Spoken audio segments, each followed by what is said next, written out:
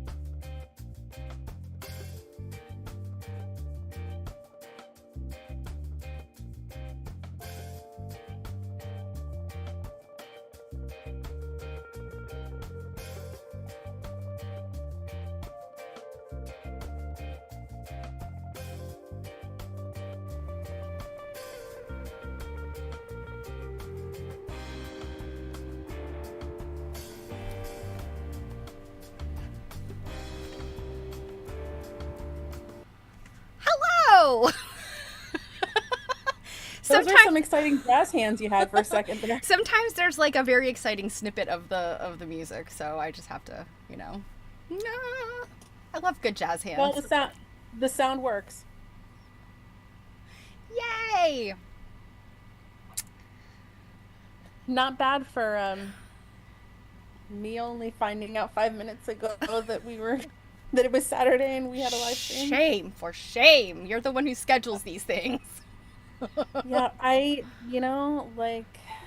I was saying before we did this, I can't remember what day it is. This week has been a really weird week, and I don't know. So I feel like it kind of started last week, with Juneteenth being on a Thursday, and I was out of town too. So that kind of like people were on holiday, and there was a long weekend, and I traveled back and forth to Virginia a couple times, and I think all of that set me off, and my regular schedule has been,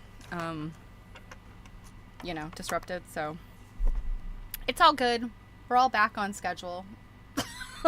Yeah, well, it's funny, y'all, because sometimes when Stephanie and I do this on a Saturday, I have an appointment that runs like right till 2. So sometimes like I tell her like I'm not coming on till the last freaking second, usually while she's doing like the intro video waiting for people. And luckily today she messaged me at like 5 till 2, and I was on the telephone, and she was like, are you gonna be late? I'm like, oh my god, luckily I wasn't like out or something. Yeah. Like, hey, you're gonna get going, I'm at the grocery store. I could have been like, I'm picking up snacks. It would be a very different Stitch and Glitch if you said you were somewhere else. I would have been, how dare you? Anyway, But, so how you doing? I have a big decision to make. Oh, yes. I recently, so for anyone that's new, one of the things I do out in the adult world is I'm out in the adult world. the adult Okay. world, You made that because sound I weird. mean that's what I'm pretending to be while I'm An, out in that world. an adult. Okay, so you're an antiques dealer in the adult world. Yep. And in the Um, non-adult world, you're here on Saturdays doing hijinks with me. yeah, in the words of like Rachel Maxey, I'm like a floor troll. Like, What? um, so so when you're an antique dealer, if you want it to be a dealer in an antique store, oftentimes you put your name on a wait list Mm-hmm. because, especially more successful stores have a lot of Mm-hmm. spaces, that people stay for years. So I had done that in an antique mall just over the border in Maine. It's called York Antiques Gallery. It's a really nice shop. There, there are/were other dealers there that did a lot of the same kind of things, so it could be a very lucrative shopping trip if I Sure. was looking for stuff. So recently I got a call from them that there are a couple of cases becoming available on the first floor. It's 3 floors. I did look at a case, what was it, last year or something, on like the third floor that I didn't Yeah. take.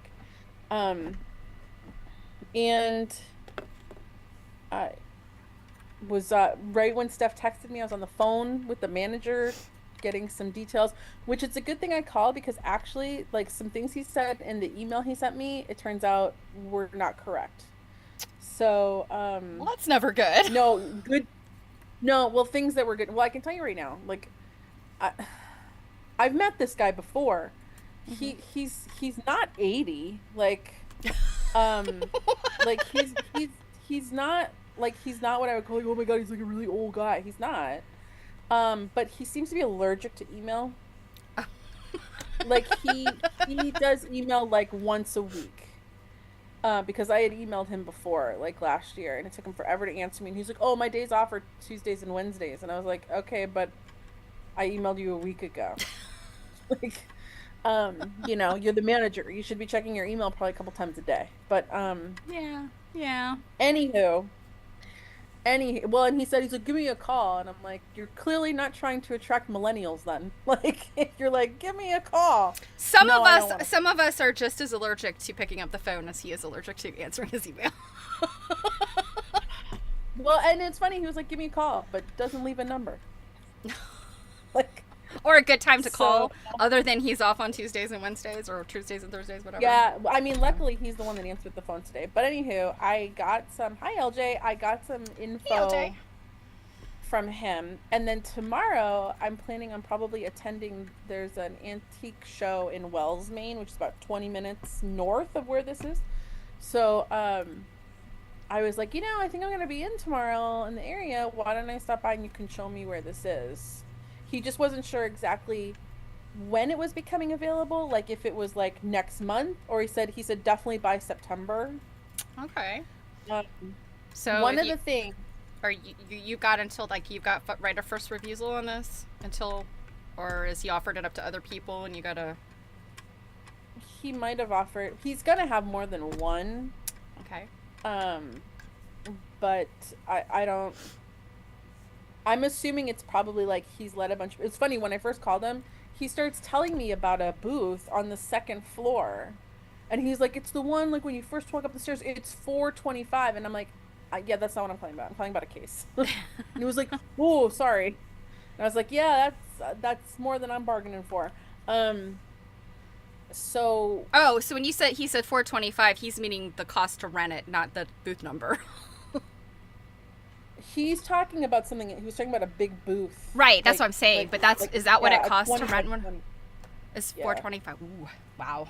So But it's a big space. yeah, so I guess people that kind of do I think high he said it volume. was like an 8 by 20 or something. Oh, that is big. So people who would do Yeah. kind of high volume sales would. Or yeah, furniture, Sure, you yeah. know. Large glasswork. I got like stuff Yeah, like that. big That stuff. yeah. I mean, I Or guess even we've just seen those that. booths you see that just have a bit of everything in them. Right, right, yeah. I'm thinking of those like glasswork ones where they have like the encased, you know, like you can't just create like a big old display. You have to have that kind of stuff like protected. So I know like a lot of times like glass vendors will put like those big, not floor to ceiling, but those big tall like units in their space. I think they kind of need a bigger space to have aisles in between those units. Almost like the glass cases when you walk into a lot of antique malls, they have all the glass cases up front. I always feel like they have like skinny versions of those that they put, like the glass dealers put in their things. So, yeah. Yeah, I was nervous when he started saying that. I'm like, that's he did, one of the things I was asking him about was like rental terms. Mm-hmm. Oh, and yeah, like technically, he was like, technically our rental term is a year, but he's like, I don't hold anyone to that, because if it's a financial hardship, like that doesn't, he's like, if you've been here 3 months and you're not selling anything, he's like, so the most he's like, what I ask people for is just 60 days. And I'm like, okay. Oh, okay. That seems fair. 2 months. Yeah. Cause I was asking you when you brought this up that, hey, Flicky Chicky, nice to see you. Yeah, I was wondering, like, if it doesn't work out, like, are you stuck with this for a year and that, like, that monthly fee? Like, it's funny, if there are antique malls that do that, I would think they'd have a hard time keeping vendors. They would have to be such a high volume mall, because you can absolutely go into a mall and like not sell anything and have it like not be your crowd. Yeah. So very interesting. Yeah, like as many of those places as I've shopped in over the years, I've never thought very deeply about what it means to be a vendor in those places. I mean, some of the things I learned just like shopping with you is I had no idea, at least the ones we've been to, that the vendors in some places like get a discount on their booth if they come in and volunteer to do like, whatever duty. Yeah. Like if you work hours, you get money off your booth. Right. And so like if you're carrying a load of stuff around, there's always that person's like, can I take that to the counter for you? In some places that's a vendor that is there working, are like, some antique malls that require that. Yeah. They require working hours. Hey, Janet. I haven't seen the sun in days. 60? Yeah. Hey, Flicky Chicky, you're like middle of California or Southern California. What's it like, the spread of California this week? Because we've had some craziness here on the East Coast. Yeah, today it's like 64 and overcast and drizzly. And then tomorrow, I don't know about you, Steph, but tomorrow we enter the official summer weather, and like it's just consistent. Yeah, I think we jumped back up yesterday. It was so funny. We came home, so I was down in Virginia, picked my husband up. We came home and it was just, it was beastly. I went down there Wednesday night and then we came back on Thursday, and we left early in the morning, and by like, I don't know, it was like 10 o'clock in the morning when we left. It was already like pushing 90. It was so horrible. And we made one stop, and just getting out of the car, I was just like, but then we got home and, I did a few things, and then like this rain moved in and the temperature probably dropped 20 degrees. And I went outside and I was like, even though it was rainy, misty, kind of, yuck, I was like, oh my gosh, it's like a relief. I think it was cooler outside than it was in my house. So it's so great when the rain does that in the summer. Oh no, Flicky, I'm sorry. LJ 60. Oh, oh, you're saying on the bay. Yeah, okay, on Monterey Bay. Yeah, that does sound chilly. Especially because I guess you get a little wind off the water, maybe. In any event. I'm not going to lie. Chilly sounds pretty good. 91 in LA already. Yuck. Yeah, that's kind of supposed to be like average. 91 in like a couple of days. Yeah, I was going to say, I know LA, you get in that mode of like no rain for months and months and months, all sunshine, dang it. But then it gets like hot and smoggy, I guess. Yeah. I don't know. And smoggy. Yeah. I feel like, okay, so Northern California, Janet and a few of our other friends live in Northern California, like, and, I kind of always look askance at you guys because it seems like you always have good weather. I know our friend Kate lives in the Bay Area and she's just like, it's a little rainy today. It's manageable. And she doesn't hate the fog or anything. And I'm just like, man, I would do anything for that weather. Hey, look at how I've been coming along with my tiny Hexie stash. I just love that little box. It's so cute. Well, if you remember when I started, like I hadn't even filled like one whole row here, and Yeah. I mean, to be fair, these aren't filled tightly. Hmm. Um, but if you recall, Stephanie, when you and I were traveling to Nebraska and Minnesota, I had prepared this little cup full Hmm. um just a little dab of glued hexies on things, and now I'm down to like the last four. Good for you. Because I gotta say, um, these are like half-inch hexies, by the way. I gotta say, basting hexies takes a lot of time. It does. It does. Like, that's half the labor is basting the damn hexies. Well, you Like know how many English paper piecing projects I have going at any given time? I have 2 right now. 30. Probably. I have ones where I've started and like done one little unit or something and been like, I don't know. But I have 2 right now, right at my couch side sewing station. I have a big tote bag full of things that I'm working on, and I have 2 hexie projects in there. Well, actually, they're not hexie projects; they're English paper piecing. One is triangles. And I always have to take the time to show off my little I love that little pin thing. cushion. And just in case anyone's wondering, it's a tiny little tomato put on the golf Golf tee. the hell is it called? A golf tee. A golf tee. tee. Yeah, Yeah. there you go. So you too can have a cute little pin cushion that just sits in your thread. Oh, Janet says she glue bastes a flower at a time, so 7, and then she sews them. Yeah, I think I like that kind of assembly line style, like because you kind of don't, you can't get like too tired of something. You baste for a little while. I would do that if I had the plan to make flowers. But you don't know what you're doing. I don't have a full plan yet. Well, I think one thing I'm doing are a bunch of like little Mickeys. Oh, so something Disney-ish? No. Oh, okay. So you're just using that as it's just to describe them. to describe the shape. So, okay. like, I was like, I didn't know you were a Disney adult. Okay. No, I'm not.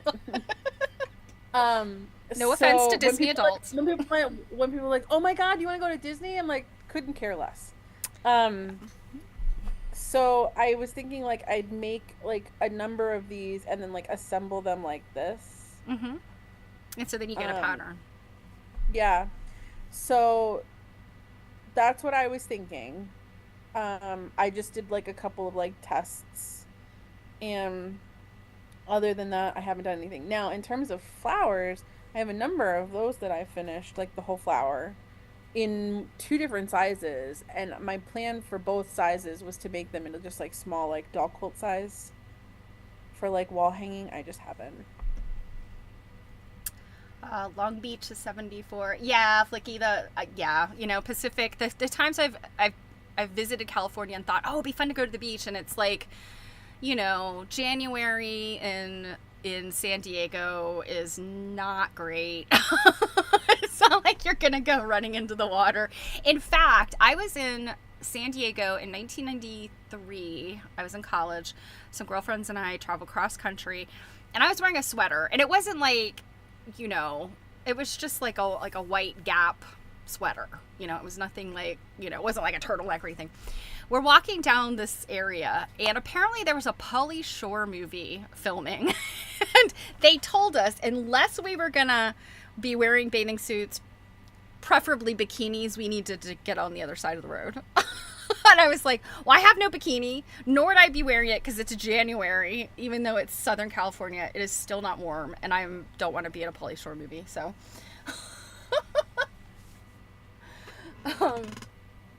Hey, Druid!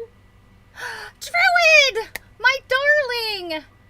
You have internet in the wilderness. Oh my gosh! I'm so excited. We have missed you so very much. Yeah, I kept having to ask, like, where's Druid? It doesn't feel the same. Yes, I did have proof of life from Druid throughout the time she's been dealing with some stuff. But, yeah, we've missed you so much. BFD was on my stream the other day. So yeah. Wait, did you ask her for proof of life the way you asked me that time? I don't remember how I asked you for proof of life. You literally said, "Please provide proof of life." I haven't heard from you in forever, and this is so funny, guys. I'm like, it was like a Thursday, and she had said that, and I'm like, I just talked to you on Tuesday, and she was like, "Oh my God, I totally don't know what day it is." Oh my gosh. Josh Brolin and Carmel filming a movie called Whitetail. Interesting. Hey, so Janet said, have you done a pattern on hexi paper as a plan? I haven't gotten that far yet. Wait, there's hexi paper out there? It's Like like, graph paper? yeah. Huh. I've never even heard of that. Yeah, I think, so you remember that little calendar I sent you? Katja, I think it's Katja Merrick. Mm-hmm. I think she's had books that maybe have that in it. And I have a couple of English paper piecing books, I think, that have little planning things in them. Yeah. So I'm working on something I showed off on my stream recently, but I have to redo because I got new needles for it. Yeah, like, yeah, I'm sure you probably, yeah. I have lots of friends that have lived in Southern and Los Angeles, and yeah, it just becomes part of your scenery, I guess. Same thing in New York. You know, I feel like I've been to New York a few times when I've seen camera crews, and I've just been like, meh, they're probably filming Law and Order. There's an ice cream shop in downtown Natick that is called Park Street Ice Cream that for some reason, like, Hallmark type movies love that location and film there all the time. That's funny. All the time. You know, I always love to watch, you know, and I don't, I guess I watch TV in the background, kind of. I If watch, you like, are going to tell me you love Hallmark movies, we're oh, canceling this no, stream right no, I don't love Hallmark movies. But no, I kind of watch TV in the background. So a lot of times I, like, will hear TV, but not actually watch it. But I feel like every now and then I'll catch a bunch of movies or shows where they have filmed in a particular house that you just recognize it.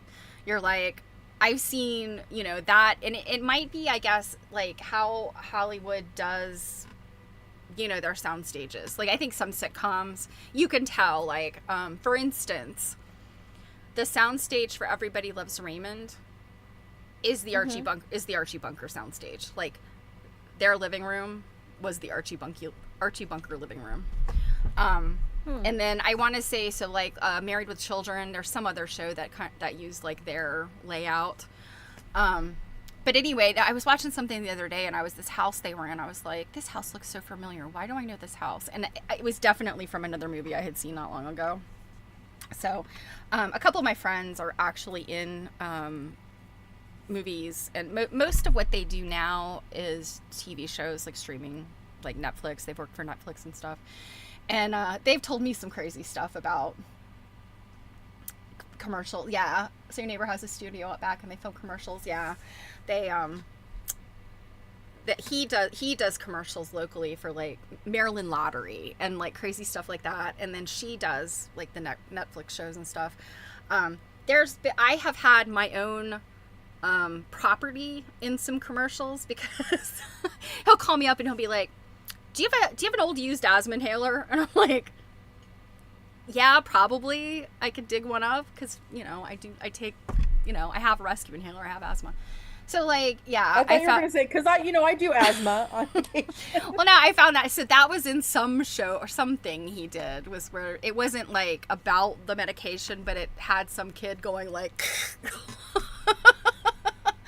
and then I tried to think, one of our old computers or laptops or something was in some commercial. And then at one point I helped him make this giant tentacle for I think it was a proof of concept. I don't think they ended up actually using it, but it was going to be like a green screen type of thing, but it was this giant tentacle. So, yeah, all kinds of crazy stuff.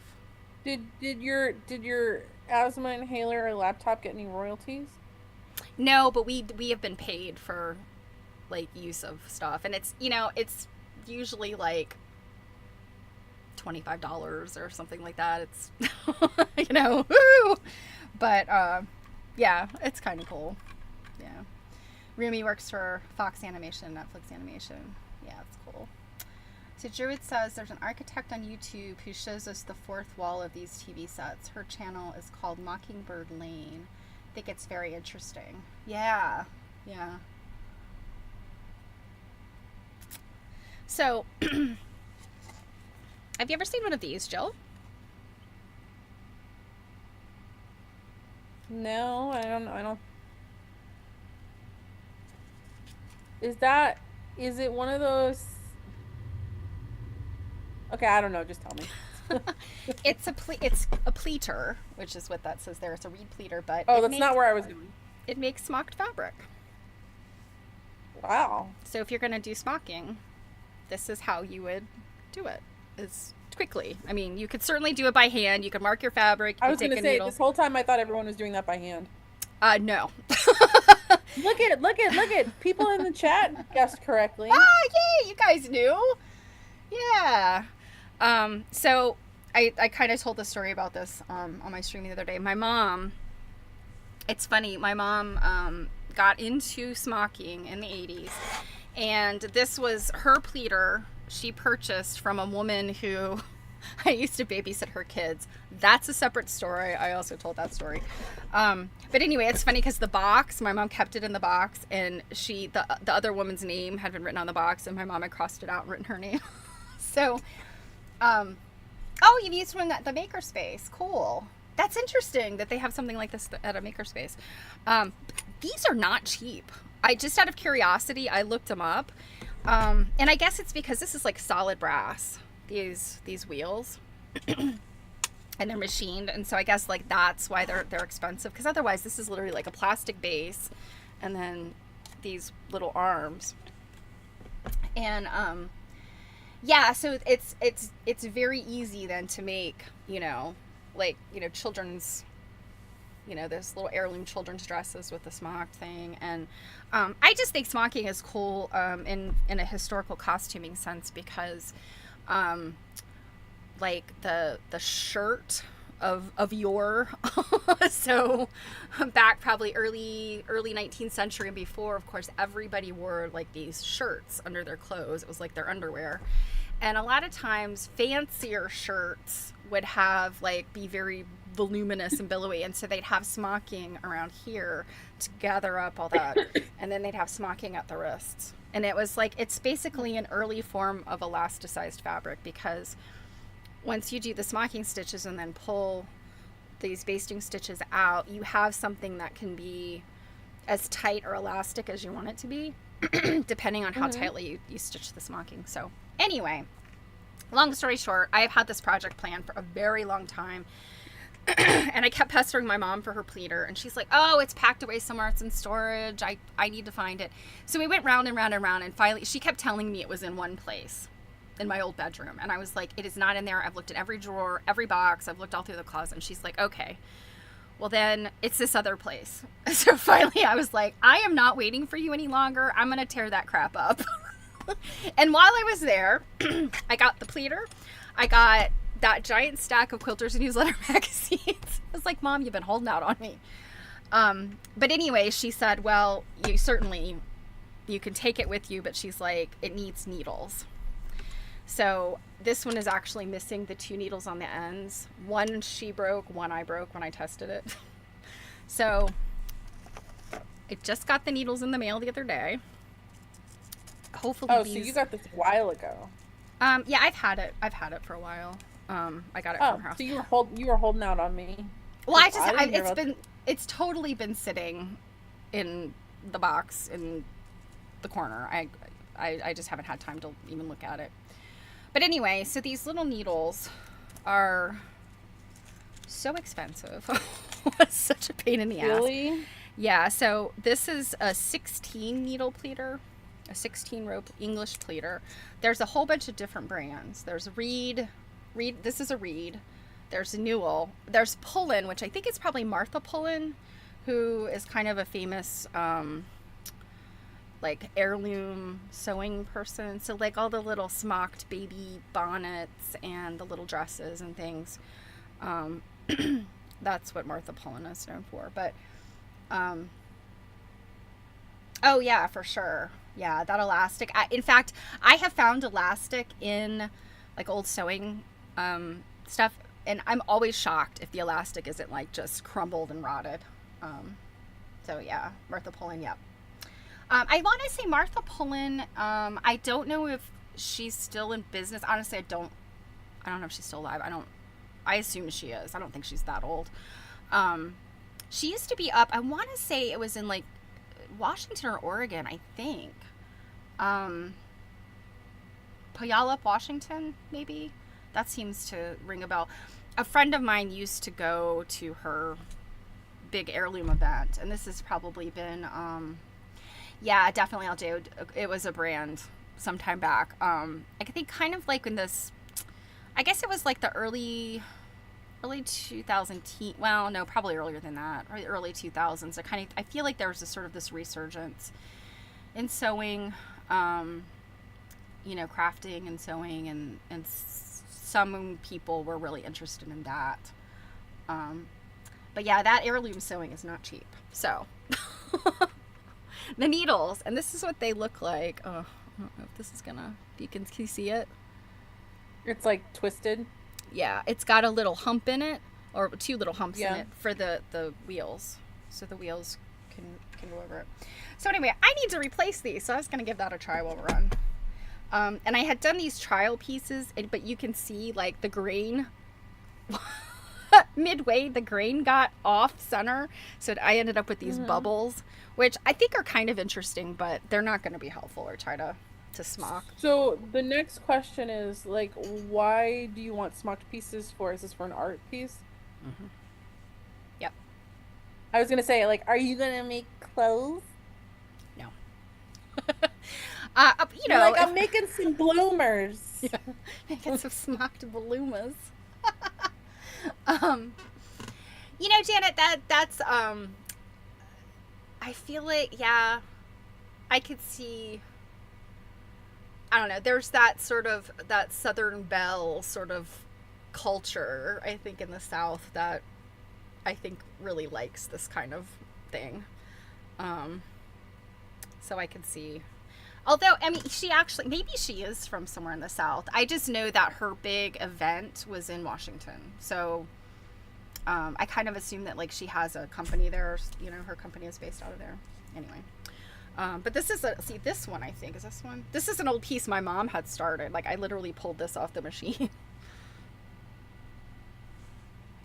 And what was your mom doing smocking for? Was she making clothes? No, she was actually making ornaments. She made Christmas ornaments and Easter ornaments. The Easter ones were eggs. So those were really cute. So in fact, I think all of these scraps that were in the box with the pleater, they're all cut a certain size, and that's specifically for these Easter eggs she was making.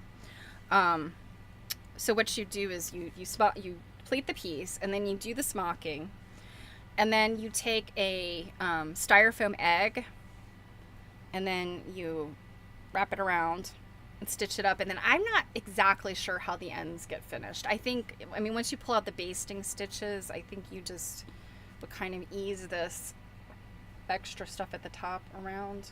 This is very densely pleated. Like, this is a very long piece of fabric. Yeah. Then the other like thing, reeds. Yeah. Then the other thing she did was at Christmas she would do ones that were like red or green, and then you would do the smocking to make it look like a wreath. So it'd have like little berries and little tucks and stuff, and then they made these styrofoam wreath shapes that were about this big, like kind of bigger, just a little bigger than a donut, I guess.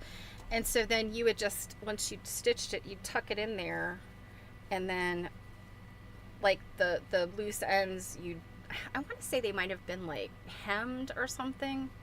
So you ended up kind of with this little flare around the edges, but it was a little wreath, and they were really cute too. They made like a Christmas ornament.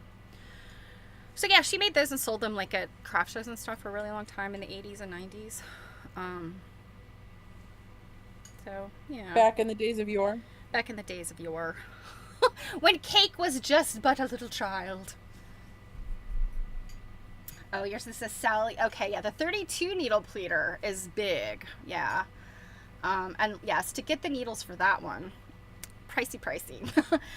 I found these needles. It was a needlework shop on Etsy, and they had the best price. These were Which usually, was what? I think I paid 20 some dollars for this package of needles, but I saw them as expensive as like 30 and $40. And Yeah. how many needles are in there? Is it like for like one run for the machine? Like how I don't like. Yeah, it's 16 needles for this particular machine. This is a 16 needle machine. And how often are you supposed to change needles? When they break. I want to That's it, say, just like when. yeah, I think they break before they get dull. Yeah, because Yeah, they're in that's there. I might be mean, expensive. they're pretty sharp. I mean, they're so yeah. Okay, so Janet says the Alabama Department of History has mounted an exhibit devoted to Martha Pullen's lifetime of work. Alabama Museum of Archives and History and the Martha Pullen Exhibition 2022. Oh yeah, Flicky, I believe it. $80 for those needles. Yeah. And my guess is that brand might not the these things these rollers might be like a different size or kind of shape than the reed, so the needles might be just like a tiny bit shaped different, you know. Yeah. Yes, I know, it's irritating. I'm hoping I could kind of keep the ones that are in here as a backup, but I'm kind of looking at them and they're all kind of, I don't know if they're bent or not. So anyway, I'm gonna try to change these out while we chit chat. I am literally here doing my last prepared hexie. I have prepared some more, but they're just not with me at the moment. But yay, I got through like my first big batch of baby hexies. I Although have I'm like I have to say, you know, when you have a big stack of hexies, it feels like I don't know, it feels a like big an accomplishment. accomplishment. Yeah.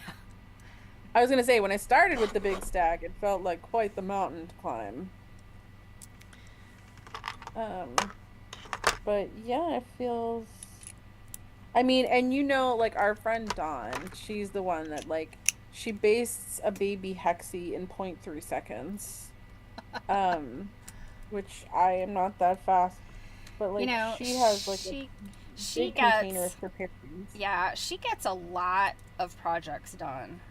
And she does very minute needlework. So she does like a lot of like cross stitch type stuff. And I'm just always amazed at how intricate and beautiful her work is. This is our friend Dawn. Her company is Collector with a Needle. So you can find her on Etsy. Etsy. And every time she has a new pattern, Steph is the first one in line to buy it. Well, that's been I did that with her the needle the English paper piece Sewing roll. sewing roll, yeah. But yeah, Yeah, I'm still waiting for mine. the others you will And wait a to long clarify, I'm waiting time, for the my friend. completed sewing roll by Stephanie, not the pattern by Dawn. Yeah, you will wait a very Although long she time, was my she friend. was teasing me that that's the next thing I should make, and I'm like, I was like, even Stephanie said that was difficult, so it's probably not for me at this stage. Yeah, I mean, it was for sure a challenge. It was a fun challenge. I'm not going to say I didn't enjoy making it, but it was a lot, and yeah, I'm not ready to make another at the moment. Oh boy. That's all right. I'll have the one you already made. What?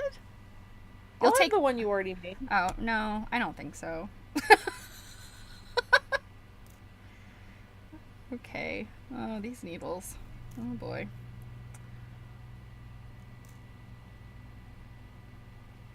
Oh wow. It was a donation. Oh, so the reeds do fit. Oh gosh, yeah. Sounds like if they were all different brands that were in there. You know, that's the challenge with sewing stuff, and you know, not just this, but sewing machines and things. Like, there's so many little doodads and stuff, even on mechanical machines, which I prefer to digital machines because they're easier to fix and deal with. Um, but like, you can't just put any old bobbin in a sewing machine. True story. Oh, Martha was designing fabric for Ben Artex. Okay. In a different direction from Heirloom. Okay. Mojave Farms patterns. Okay. So I'm not familiar with Mojave Farms, Flicky. I don't know. Is that Hey Jan. Good to see you. So is Mojave Farms, is that quilting? Is that some other type of stitching?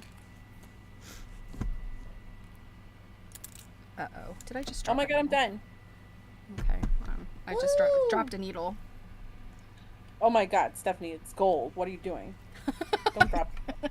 Seriously. You'll never find it again. I know. Like everything I drop under my desk. I am so positive there's a black hole under my desk. Because sometimes I just drop stuff and then I just truly can't find it ever again.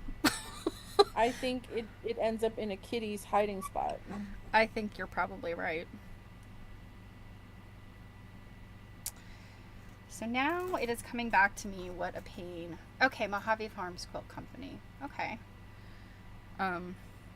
It's coming back to me.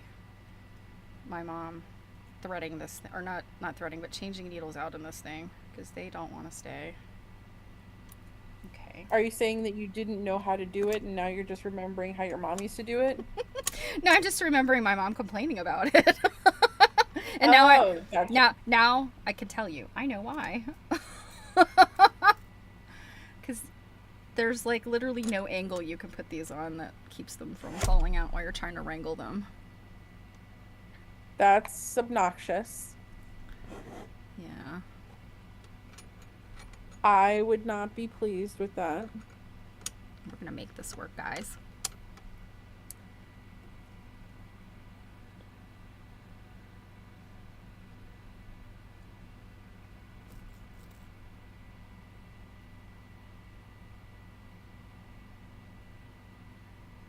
Yeah. I'm wondering, so magnet on a stick is your friend? Yes. I have a magnet on a stick somewhere. I keep misplacing it. Because inevitably Oh my god, you need a magnet for your magnet on a stick. Yeah, I do. Well, the thing is, I'll pick it up and I'll be like, oh, I've dropped a pin like in the living room, and then inevitably I set it somewhere and then I can't find it. Okay, why is this not? Does that look right? Oh no.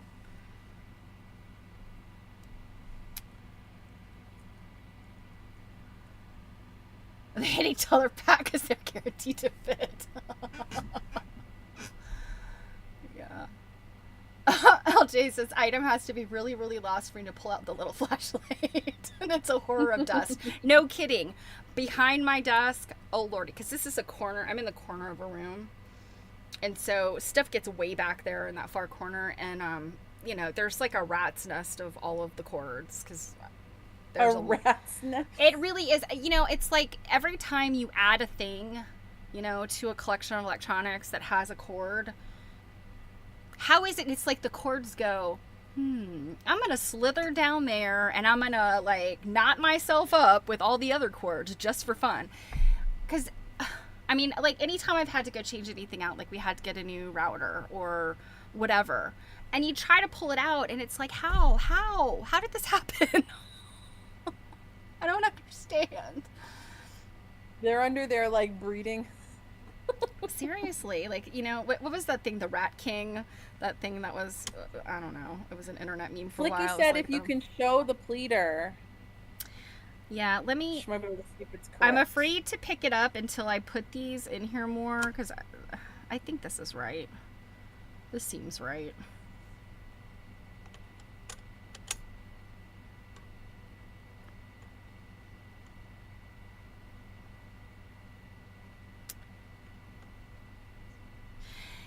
Yeah, like, I try to do that too, but in this case, we've got, because my house is old and I don't necessarily have plugs in accessible places. We have a lot of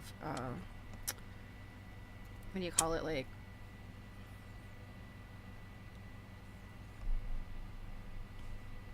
what's the plug thing with the all the plugs in it and then it's got its own cord? What is that? Why am I'm Power strip. Yes.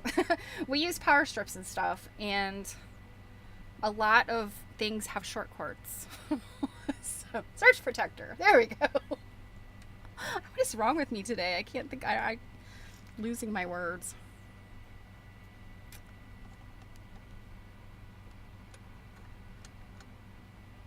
I am trying to find something.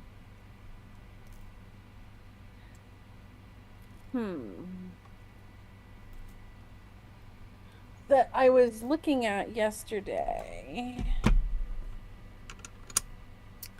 Oh, To be just a mention. I didn't know if you wanted to like take a peek, and it's no big deal if nobody's interested. But Dana, our friend Dana Balsamo, her auction house, they are doing vintage clothing today. So if that is something you're interested in, it started. It would have started several hours ago, so I don't know. I don't know how many lots were in there. I don't usually look at those. But she always has interesting things. And I want to say last time she had a bunch of like cool 80s and 70s and 80s stuff.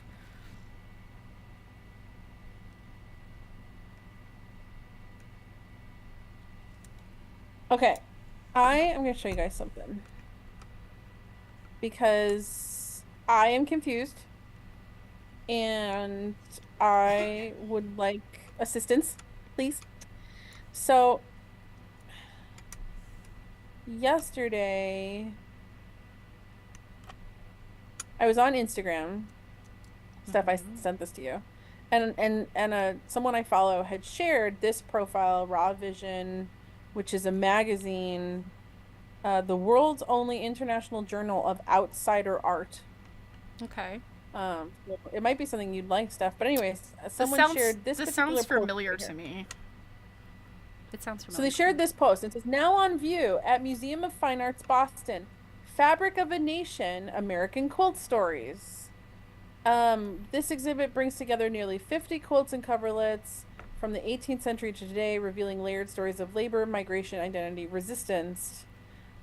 So there was a Fabric of a Nation exhibit at the MFA. Yeah, right now it's at the Frist in Nashville right now. So it was 2021 to 22. Right. So I'm like, this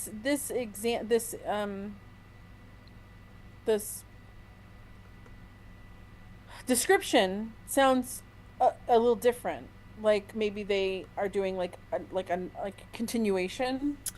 And it says on view through October 12th, 2025. Well, see, I can't find anything about it. That's the problem, because it is not at Boston right now. The quilts that toured, because you know the original one at Boston had quilts in it, like Harriet Powers' quilt, which did not necessarily tour. I want to say Harriet Powers went to, what's the museum in, it's not the Speed, there is it the Speed. It's a museum that's out in California. Oh, the Skirball? The Skirball, yes. I think it went there, like everything went there, because I feel like some of our California friends did see that and saw Harriet Powers, possibly. But some of the quilts didn't travel. But right now, it is at the Frist in Nashville because a friend has been invited to the VIP dinner for it. So, right, but what I'm saying is, Fabric of a Nation. Is there a potential that this is a different exhibit? Because I don't remember this quilt from the original exhibit. If it's quilts that Boston is putting on display and calling it Fabric of a Nation, then I don't know. But Fabric of a Nation, Fabric of a Nation tour, a quilt show, that is at the Frist. Like that. Well, so that's why I'm super confused.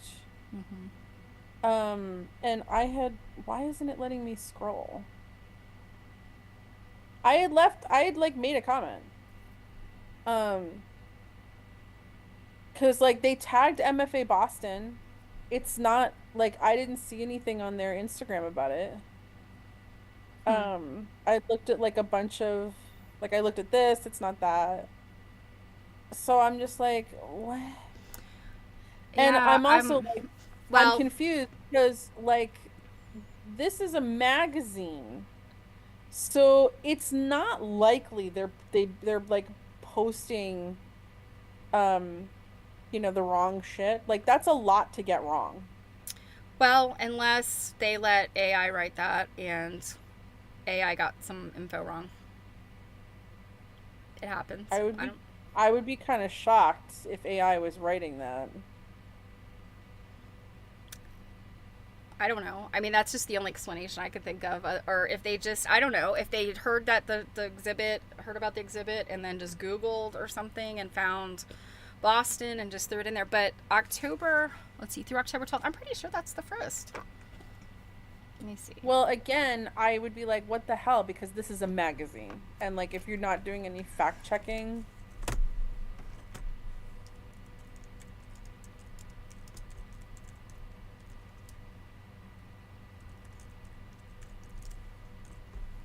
are you looking at it?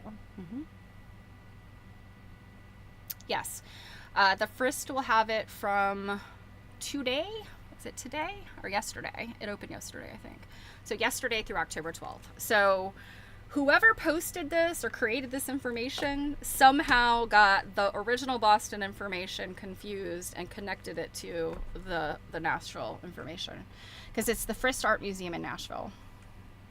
Okay, then I'm gonna comment. Yeah, it showcases nearly 50 quilts and coverlets from the Museum of Fine Arts Boston's collection spanning 18th century to 2021.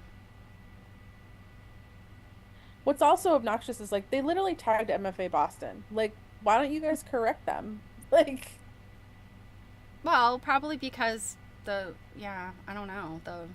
Oh yeah, that picture of that quilt you just showed me, that's on the front page of the Frist. interesting. I don't remember seeing that in the Boston exhibit. Well, and it could be again because some of those quilts didn't tour, like the Harriet Powers quilt didn't tour. I'm sure, because that's something I'm sure they don't let out of their museum unless it's like a major. And again, I cannot remember. I'm trying to remember because it was during when it first went from Boston on the road. I want to say it was probably the Skirball, because one of our quilt nerd friends from Mary Fawn's show saw it, and I remember seeing her pictures, and she definitely had a picture of the Harriet Powers quilt. But I think after that, the Harriet Powers quilt didn't go everywhere, because it's an important quilt and it's fragile, I guess. I don't know. Hmm.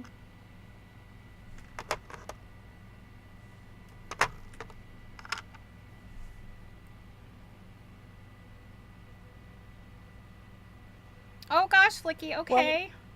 So, did on you do you have bites? Is this what has happened? I don't want to get into your business, but I remember you saying you were a vet tech.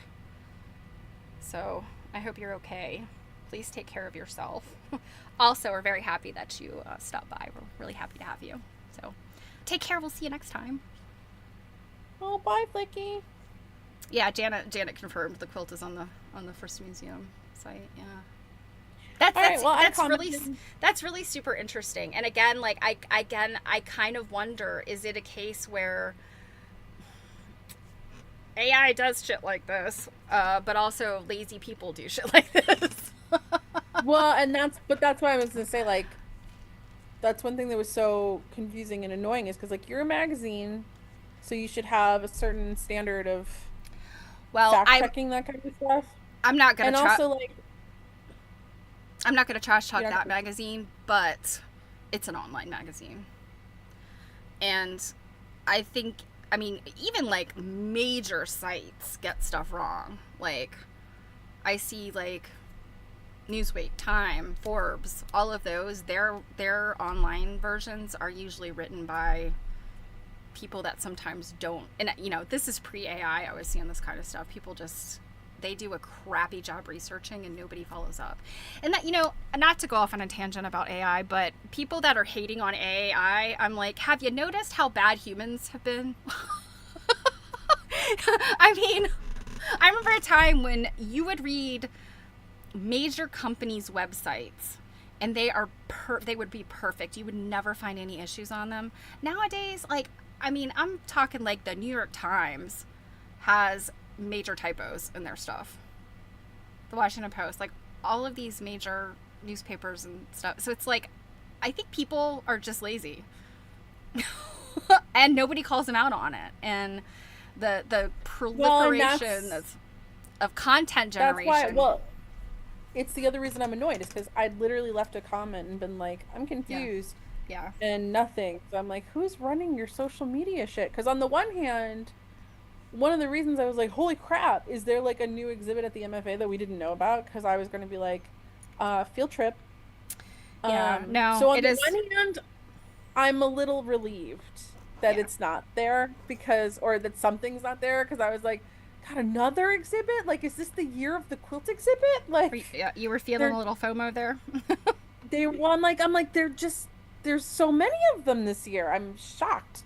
Or Yeah. I'm like, have there always been a lot and we just never knew?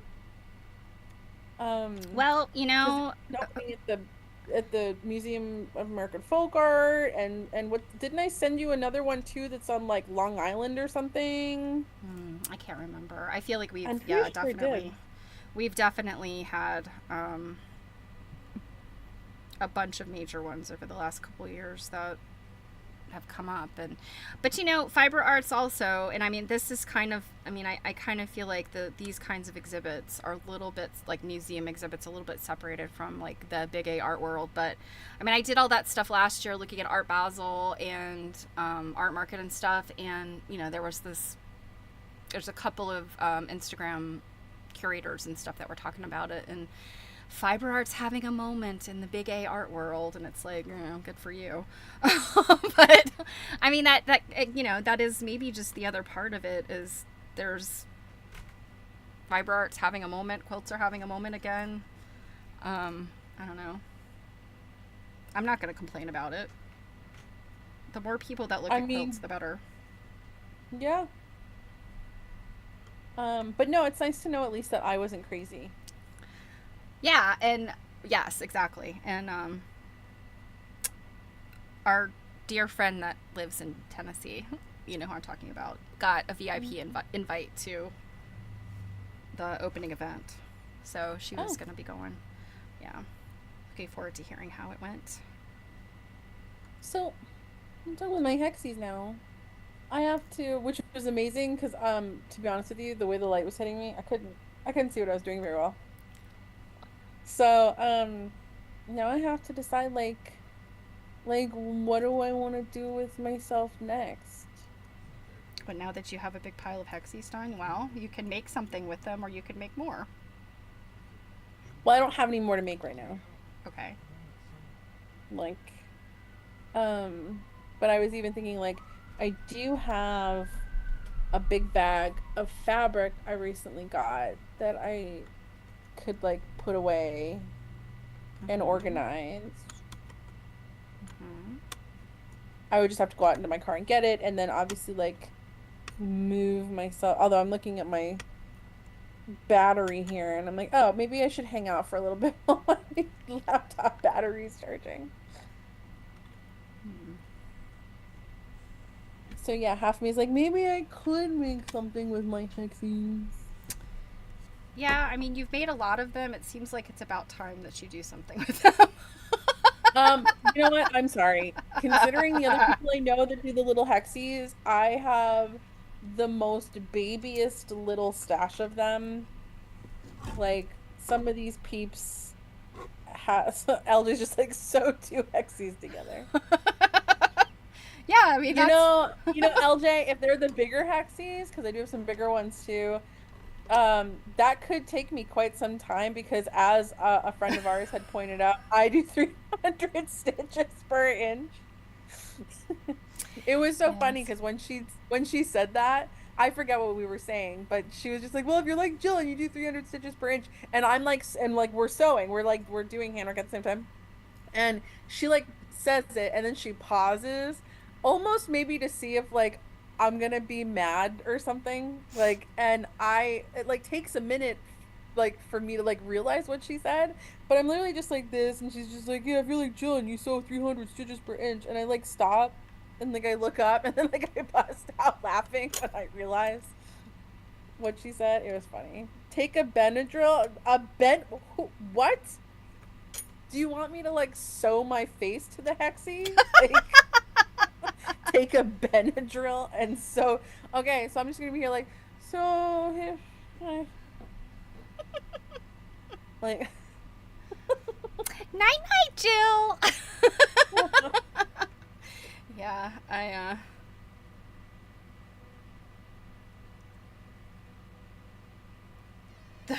Fred used to sew bindings on with 300 stitches per inch. Well, Oh the my, thing well is, like, those bindings never came off. the thing is, though, I mean, I know it's secure when you do that, like, but it also, I think you can kind of, like, you really can kind of put stress on your fabric by stitching too closely. So, has it been hot as hell's bells up there? Yes, ma'am. Yeah.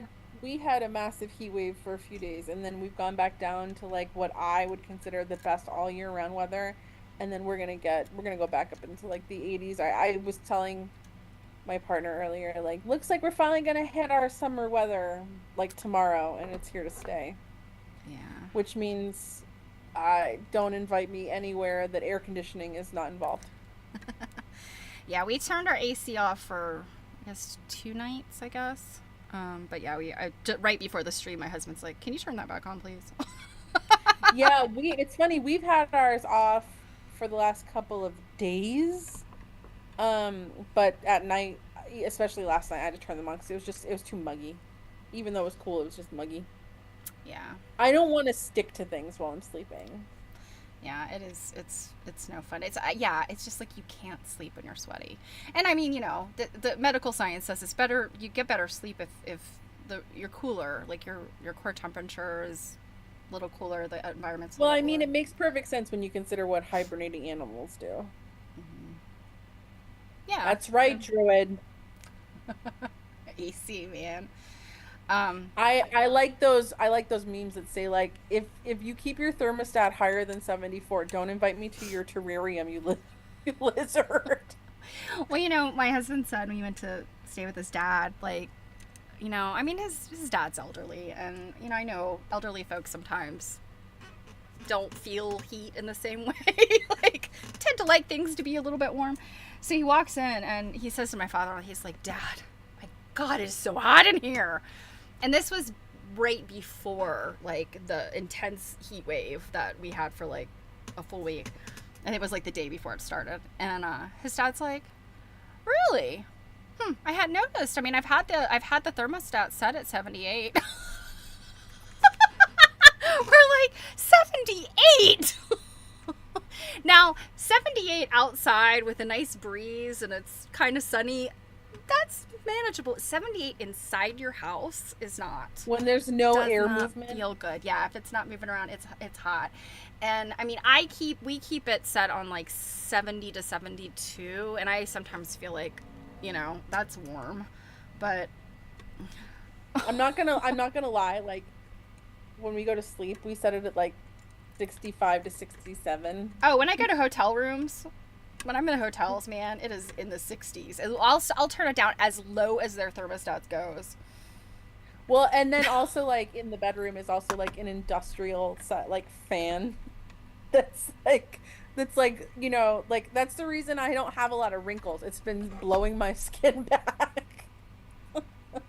Okay, I think I did this wrong because I got it all screwed back together, but now the needles aren't staying in. So I must have done this wrong. And Flicky left. Like, I feel like that looks right, but I can't. Oh, they're standing up. Yeah, I mean, they're supposed to be like that, pointing down, but I think maybe I didn't get them all the way under because I can pull them out, and you're not supposed to be able to pull them out. All right, you're gonna have to. I'm gonna have to disappear for a second because I need to use the restroom, and then if I'm gonna sew a couple of hexies together, I need to change my position to where the light is showing, not my face, but the hexies, because I could not see what I was doing. There's a spider What's the crawling up matter? my wall. Oh my God! Burn the house down. I'll be right back. Okay. My house may be burned down by the time you get back. You guys, I've gotten better than I used to be, but I just do not like spiders. They really bother me in all kinds of ways. I know that they eat other bugs. They eat annoying bugs. I just like stay in your lane, spider. Don't come over here. Oh, an orb spider. I think that I think that what spiders do is so very interesting, and I am so fascinated by. And I think they're like a type of orb spider. I think is it a golden orb spider? They have those in, I don't know if it's Indonesia or someplace, I think in Southeast Asia, where it's warm and subtropical sort of climate, but they have them. And I think maybe Madagascar. Yeah, I think you might be right. Madagascar sounds about right. So okay, that's Africa, but they're in the ocean. Like, is it the Indian Ocean over there? I don't know. I'm terrible at geography. You guys know this.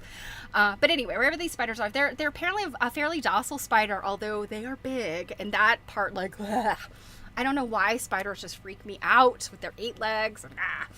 But anyway, they collect those spiders, and they have figured out a way to reel their silk. And it takes, like, tons of them. And it doesn't harm them, but it still takes a lot of them. Anyway, they figured out how to reel those silk, and their silk is like, I think they're called golden orb spiders because their silk is like a golden color. Anyway, they have, I don't know if it's artists, craftspeople, whoever, have created a few textiles out of this spider silk. Yeah, golden orb spider fabric, yes. And there's, I'm drawing a complete blank. I want to say it might have been a fashion designer or something. But they created like a cape or a capelet of the spider silk, and it supposedly is like really strong, but like just gossamer, like just. And I'm so fascinated by it. I would lovely to see it. Okay, let's see, Godly and Pure's spider silk textiles. Okay, I haven't looked this up lately, so let me see. So fascinating. I think there was like a little documentary type video thing about them. Or about this initial. Well, why don't you just send them your spiders then? Because it's not the same type of spiders. Okay, Godly and Piers created unique textiles and a cape. Okay, that was it. The cape using spider silk from the golden orb weavers in Madagascar. They spent years experimenting with the material, showcasing different weaves to highlight its luster and lightness.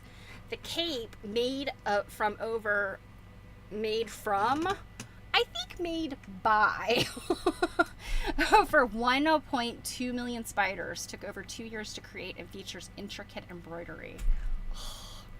I don't know. I kind of wonder, even though I feel like the process was not supposed to hurt the spiders, but I feel like, let's see. Took a large team of locals to collect spiders and harvest the silk, which was then spun into usable yarn. The process involved collecting the spiders daily, extracting the threads, and then returning them to their webs. Okay. I still feel maybe a little bit of spider abuse. How do you extract threads from spiders? There's a video of it. Let me see if I can find the video. Let's see. Like, do you literally just pull a thing out of their bum? Yeah, they actually had these True, it said I bet they were disgruntled. Apparently they created some kind of little contraption where they could kind of like seatbelt the spiders in. I think, if I'm remembering correctly, I will find the video. But they kind of like strapped the spiders in, and then they would tease out the end of their silk from their rear ends. And then they had this spinnerets. Yes, they're spinnerets. That's the little spinning thing on their rear ends. and they would tease it to this like little reel, and I mean almost literally like spinning actual fibers like a person would do with a spinning wheel. I'm not gonna lie, as you describe this, it definitely sounds like the years after Christmas that my mom had to pull tinsel out of our dog's butt because he ate it. It's a little bit Like, like that. Okay. I miss tinsel. I remember my mother having to pull it out of the cat's rear end too. So, okay. This is a video. Let me see if I can share this. This over here. Ah, no, not yet. Well. Oh. For some reason, this got so big on my screen. I can move this here. Uh-oh, where do you go?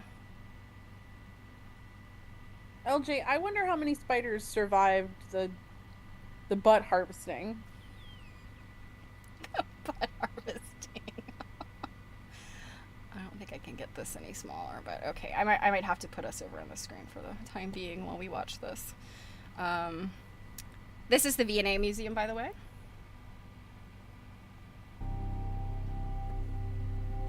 Jill, can you hear this, or do I need to share my audio with you? I do not hear anything. Actually, I can't share my audio. You're just going to have to live with the pictures. They don't actually have any audio anyway. Ah, God, these people with these giant spiders on their hands. Ugh. The spiders are brought to the spidery. They're supposedly very docile. They don't bite humans, apparently. The silk is extracted. They're too big for me. Okay, the silk is extracted by touching the spinnerets on the spider's abdomen, and the silk sticks to the finger and is pulled. So see, they have this little thing. And then this is the spiders are separated into groups of 24 individuals to produce a 24-strand thread. And I mean, you know how fine that thread is. Like, just a single strand of the... So 24-strand thread is wound on the cones. Look how pretty it is. It's such a beautiful golden color. From the cones... I know, who would have thought something pretty is going to come out of a butt? Multiples of 24 depending on the thickness required and transferred to bobbins. Okay, and then that's on a loom, right? Not gonna lie, guys, this is weird. But it looks like, I mean, it looks like silk. It looks like silkworm silk, but that's the natural color of it. Both exhibited textiles use 96 strands. The lining of the cape uses 48 strand thread.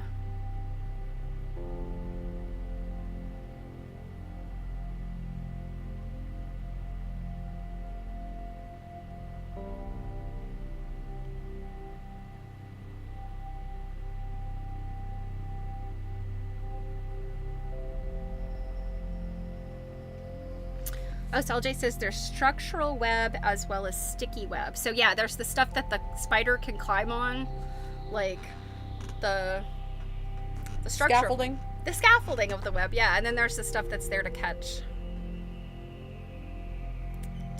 bugs.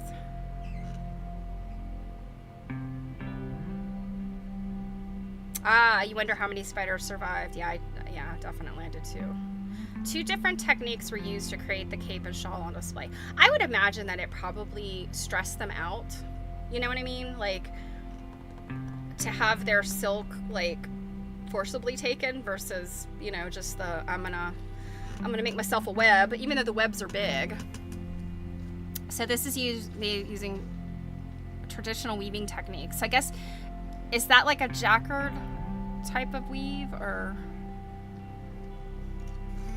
I'm not sure. I'm not a weaver, so. Ah, brocade. It's brocade. It is brocaded with geometric shapes representing stylized birds and flowers.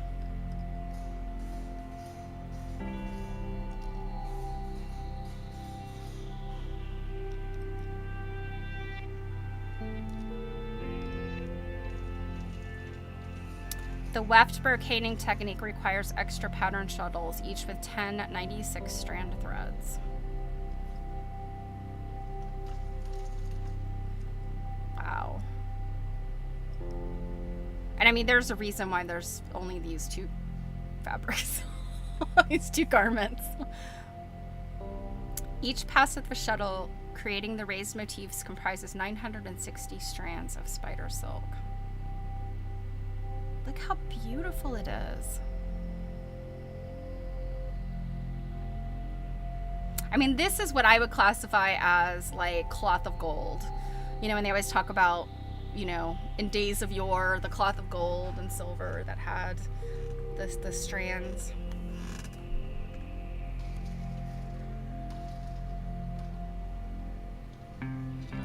So the cape has a plain taffeta ground weave.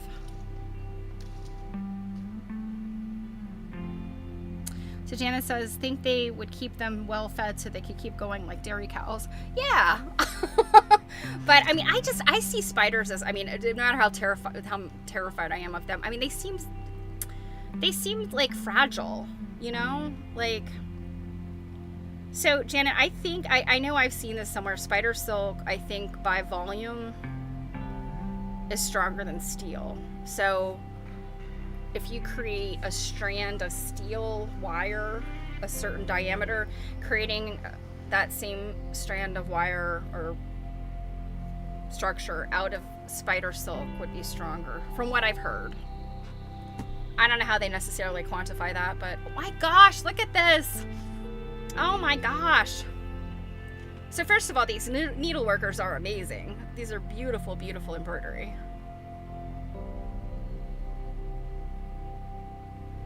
I would assume they are forced to play some serious thread chicken. Like, you still have a few more stitches left on that strand. Don't be cutting that short. 10 strength, Janet said. Yeah. Wow, look at that. Oh my goodness. Completed panels are cut to shape and a woven spider silk lining is attached to the underside. Yeah, LJ says she can't remember how much it weighed, but I think I remember, like, they showed a model walking through a room wearing it. I think it was like an exhibit. And the thing just like floats like it's made out of nothing. But I would assume it's probably kind of similar to silk, like a very, very fine silk, like silkworm silk.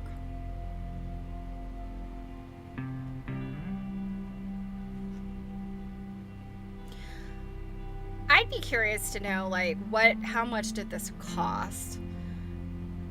You know, in terms of, you know, however much these workers are paid.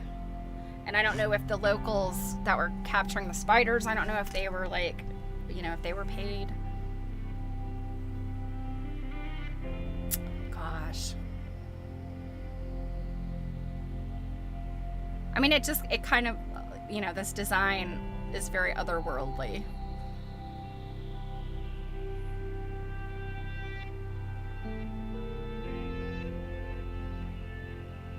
I'm not sure if this is the same model I saw before. Yeah. So, very interesting in my opinion. Let's see. LJ says millions of spiders, thousands of gatherers, stitchers, weavers. Yeah, for sure. So I would see, even because we're talking Madagascar, I don't know, you know, what the work situation there is, but I would assume that those workers are not paid, you know, what they might be paid, say, here or in a European country, but still thousands of people involved. And the spiders, nobody paid the spiders. Do they deserve to be paid? I don't know.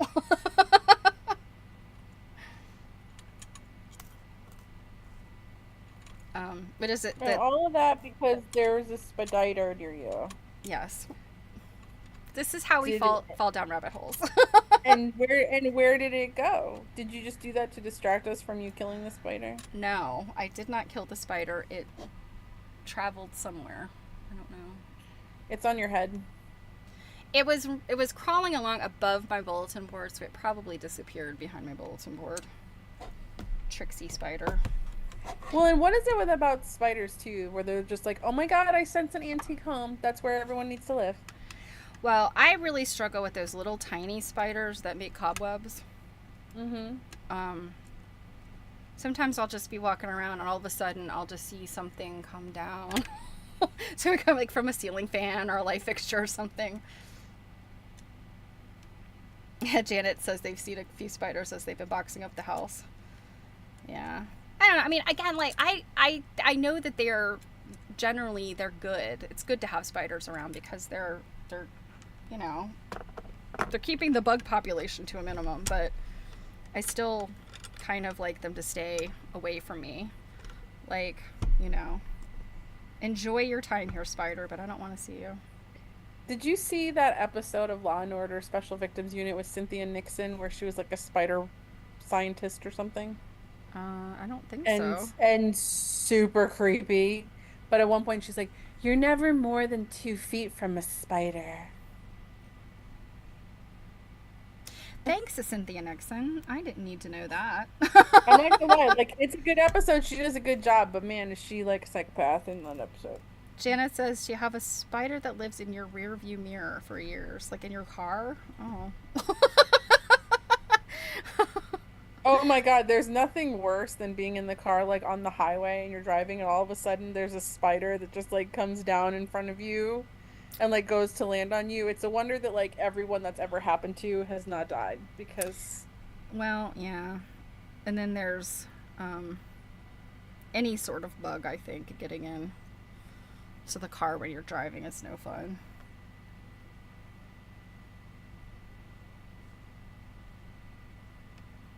so are you making any progress there or what? Yeah, I think I figured I did not have them pushed in far enough.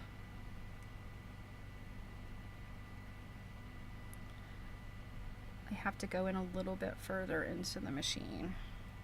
And they were only, like, the hump was sitting flipped upside down, I think. So.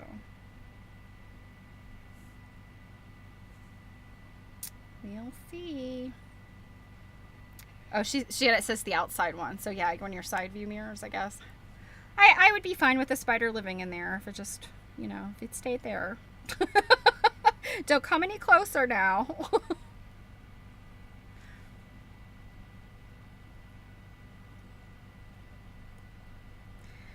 Look, LJ, I sewed two together.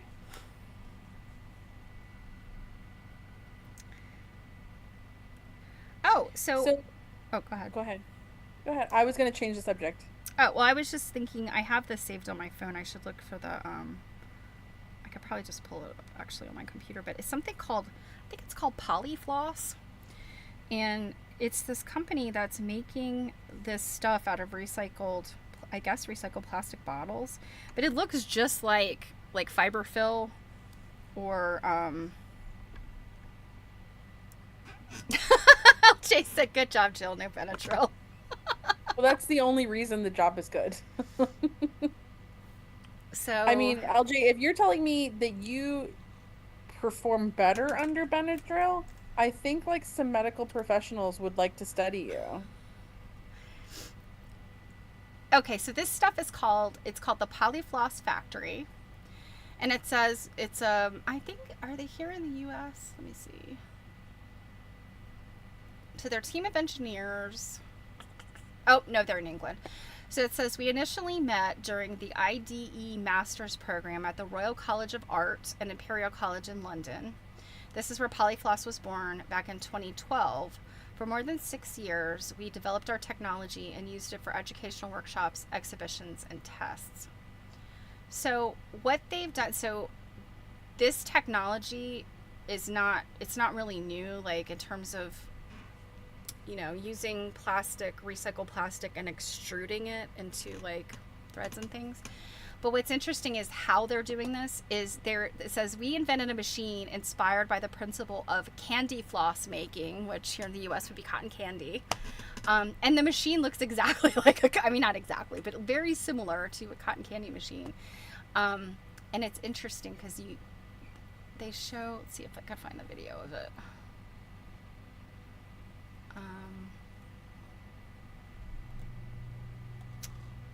So apparently, yeah, they target textile artists with their mini machine. Let's see. know there was a video on here somewhere showing them like just pulling the floss out of it. It's so interesting.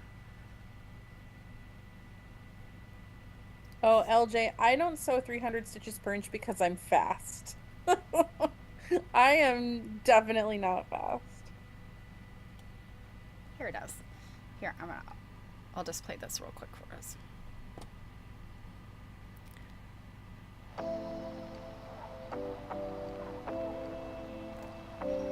So I guess this is like chopped up Plastic? Mm-hmm. Plastic mulch? Yeah. Well, what's interesting though is, oh, this is really loud. I'm gonna do that. Is it looks like in the little hopper at the top what they showed, that looks like just like white plastic pellets, which look new.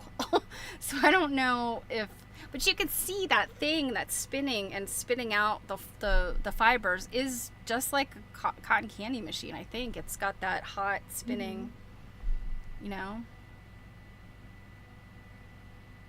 So anyway, I thought that was really cool. I saw that the other day. And then they turn that into a polyfill? I think you can use it for like all kinds of stuff. Let's see. But like, what does like the full finished product look like? Like polyfill, like a big blob of, to just pick up all those strands. And I mean, I think you can kind of wrap it like a cotton candy. So let's see, what did they say? I think they found, so insulation I know is one thing that you can use it for. But the mini machine, the little one, which is like a home-sized one, it's still very expensive. Let's see, whether you're a maker, textile artist, designer, teacher, or DIY enthusiast, the Polyfloss opens up a world of local recycling possibilities. So, I mean, it's like interior type stuff, anything that you need padding for, furniture, I guess, like, it's a cool idea, you know? I just Interesting. think about all the plastic waste.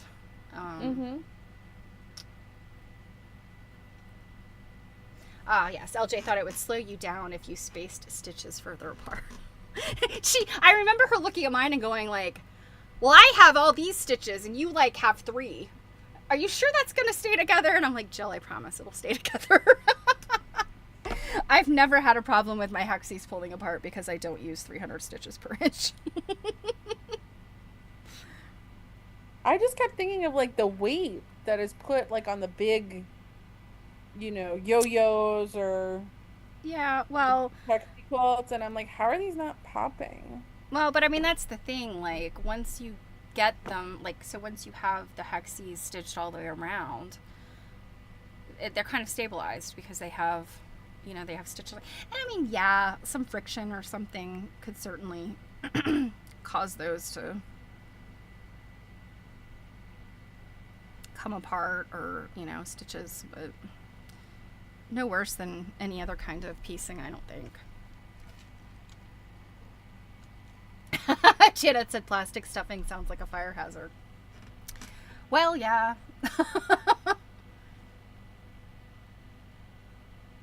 Yeah, LJ said the weave of the fabric being stitched will tear. Yeah, I think that tinier you get stitches, it's just like it's stressing. And especially if your needle is not going directly in between the fibers, you know, if you're piercing fiber, like the threads of the fabric as you're stitching. The question is also, are you using 100% cotton thread?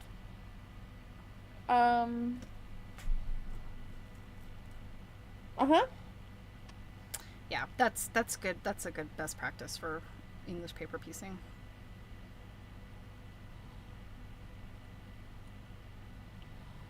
I've always, you know, I guess you guys are probably, this is probably where you're going with this, LJ. It's kind of always heard, like, always sew, like the thread that you use with whatever type of fiber content is like always sew like with like. So if you're sewing like silk, you should be using silk thread. And if you're sewing linen, in theory, you should use linen thread. Oh my God, did I just drop one of these needles?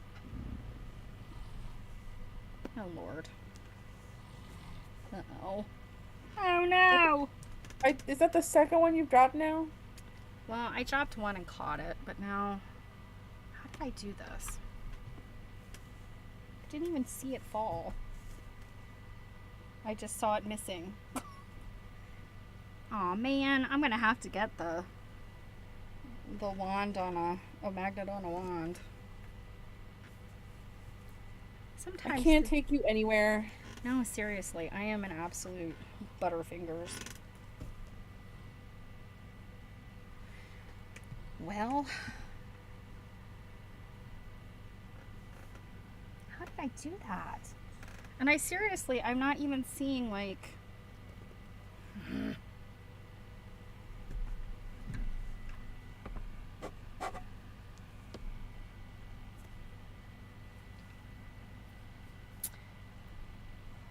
So LJ says her favorite is signature 60 weight cotton. I like Aurifil.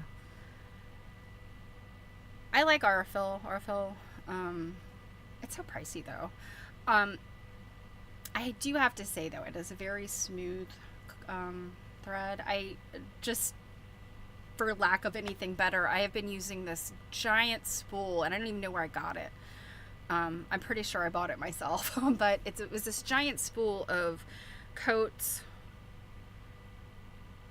100% cotton machine quilting thread.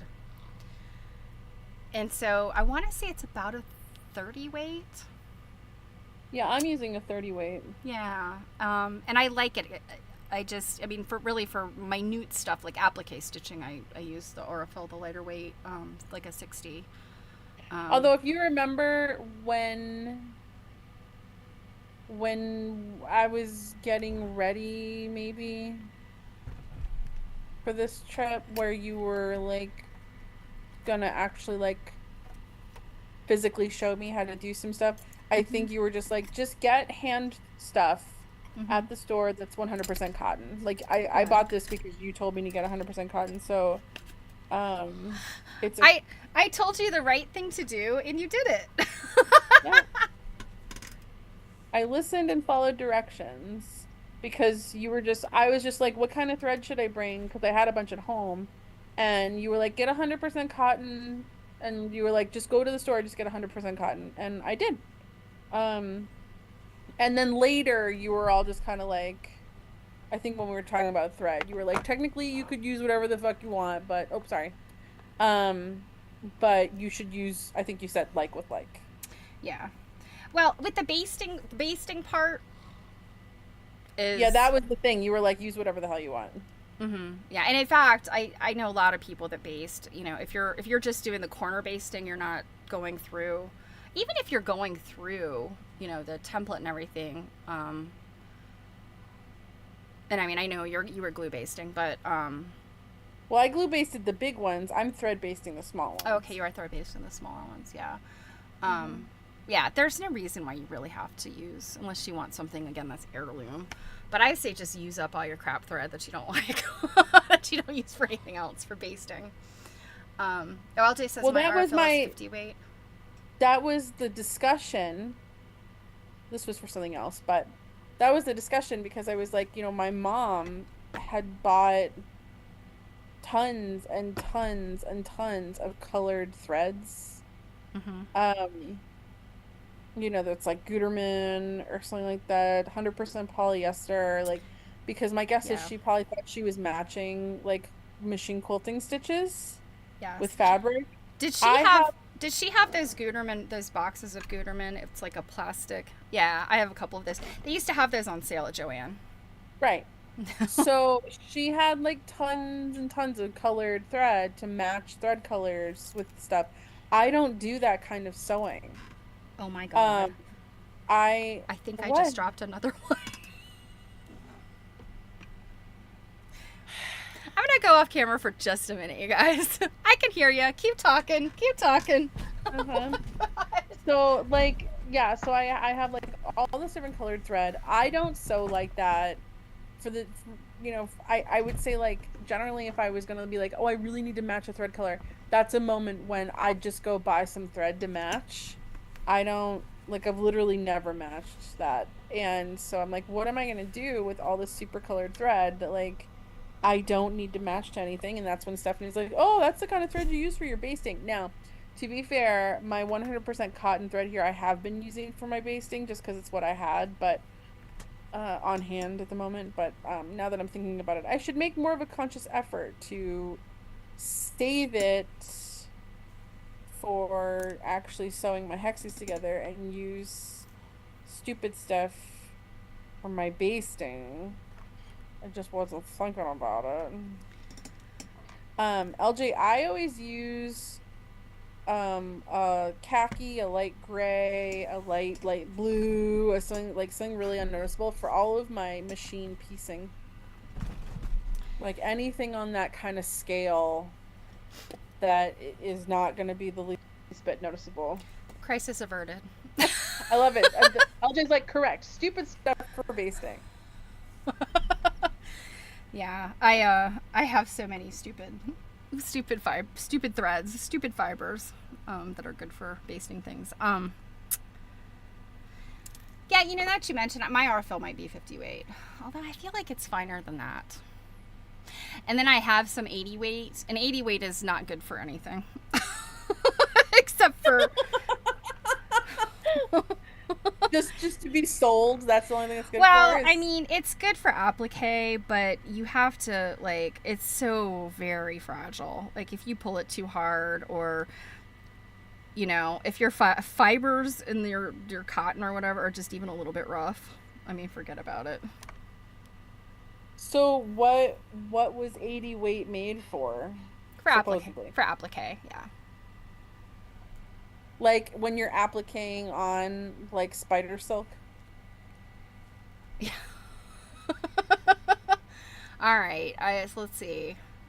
YouTube is not receiving enough video to maintain smooth streaming. As such, viewers may experience buffering. Okay, I'm sorry, you guys, if you're experiencing buffering. I don't know why it's doing that. I don't understand why. How is it not receiving enough video? I don't know what that means.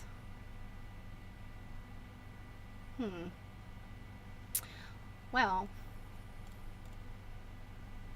let's see. Stream help. You know, it says open widget, but it's like the widget doesn't do anything. Okay, Janet said just a bit. Okay. All right. Sorry, guys. Well, I mean, oh, now it's fine. It says to open the widget and look at it, and it's like it doesn't tell you how to fix anything. It just tells you, oh yeah, you're not doing very well. I wonder if my internet blipped or something. Well, I was gonna say, like, sometimes there's nothing you could do anyways. It's just sun flares. Yeah, like the nature of the beast. Yes, I'll always blame it on sun flares. You know, I really and truly didn't think it was going to take me at this point an hour and 42 minutes to get this thing. Oh, I knew it would. Not because you're slow, but just because you get sidetracked from yakking. Also, I feel like every project I try to do lately has been like, oh, I'll just get that done really fast. And then 3-4 hours later, I'm like, why did I start this? Why did I do this? I was working on something the other night, and I thought, surely I can get this done and then jump right over to something else. And you're like, ah!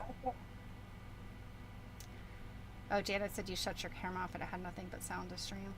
No, I think it was probably more about internet instability because Jill was still on there. So I didn't have any problems seeing anything, so yeah, I think it was. Oh, you just had a momentary blip. Yeah, I think it's probably the time of day. Yeah, I think it's probably the time of day in my internet. It happens. I don't appreciate it considering how much I pay for internet. Are you listening, Comcast? Oh, we just changed our internet because I don't know who we had, but they tried to like raise it like a lot of money. Yeah, you know, it's funny. See, I'm getting this again. I'm getting this error again. I'm sorry, you Do guys. you guys do you guys have options? Um, yeah, they're. I mean, none of them are great options. They're all the big names. And I think we changed to T-Mobile or something. oh, interesting. So we have Verizon FiOS around here, and then Comcast, and Mhm. we got rid of our Comcast cable a long time ago. Like we were all about cutting the cord. But we kept it for internet because it was at the time we didn't have Verizon FiOS out here where I am. Yep, yep. We were still a little too rural, which is funny. I mean, they considered it rural, but I'm on the bus line. No, the same thing happened in like Natick. Um, consider the same thing, and we were like, we're 2 miles from Wellesley College, like on a main state road. Like it was just there's Yeah, nothing rural about the area at all. right. Exactly. Yeah. Yeah. Janet said Xfinity. Yeah, Comcast Xfinity. Yeah. It's funny. Comcast. I was friends with somebody who worked for Comcast in California.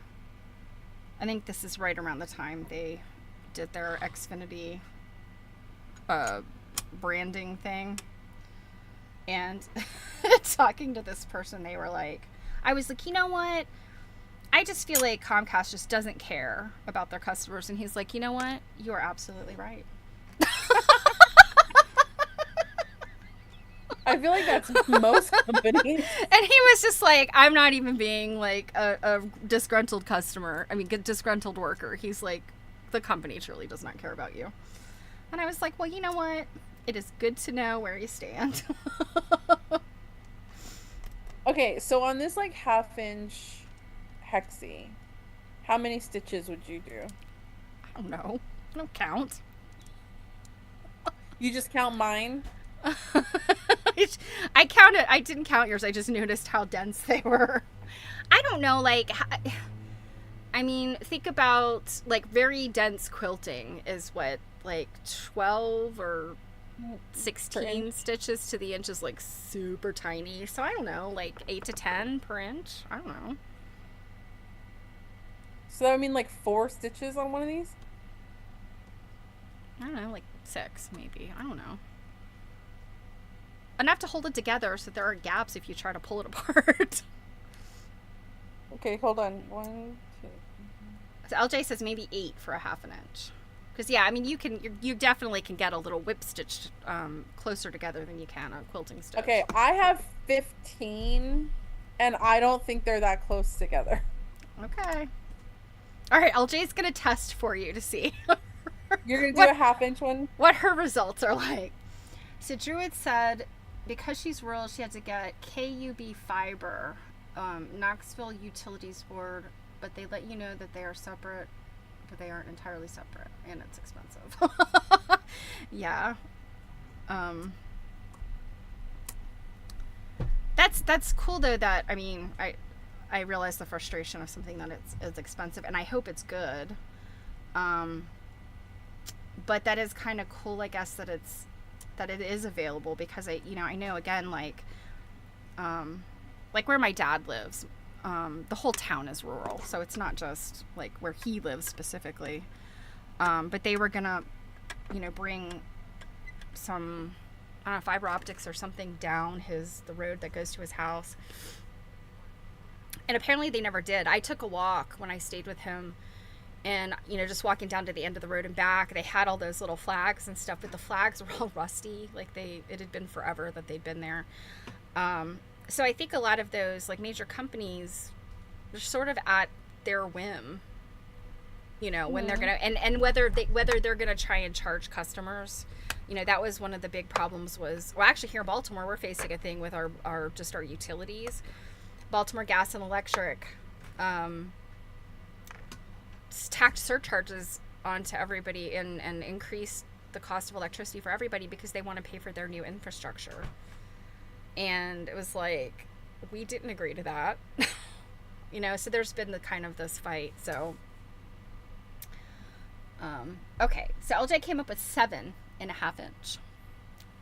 So, okay. So then let me see. I don't know if the camera's gonna focus, but Okay, so you can see roughly my stitches, right? That's pretty dense, Jill. I would definitely use about half that Really? many. If that's still like, and even but like on the front, like it doesn't seem that dense Well, to I mean, me. if it makes you happy, there's no right or wrong. It's just if it makes you happy. And trust me, this is not as dense as before. So All right, Jared, I'm gonna try to do one with only like 7 stitches. okay. Yeah, LJ says G. Half that, Jill.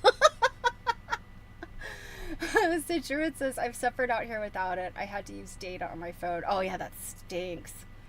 Essentially burned down a Well, and phone that last week. and like you use up data so fast. Yes, I know. Had to buy a new And then one. they So far, cap so it. good. Yeah. Yep. And she also recommends khaki thread on medium colors. Eh. All right, you guys. I think I got it. And the needles aren't coming out.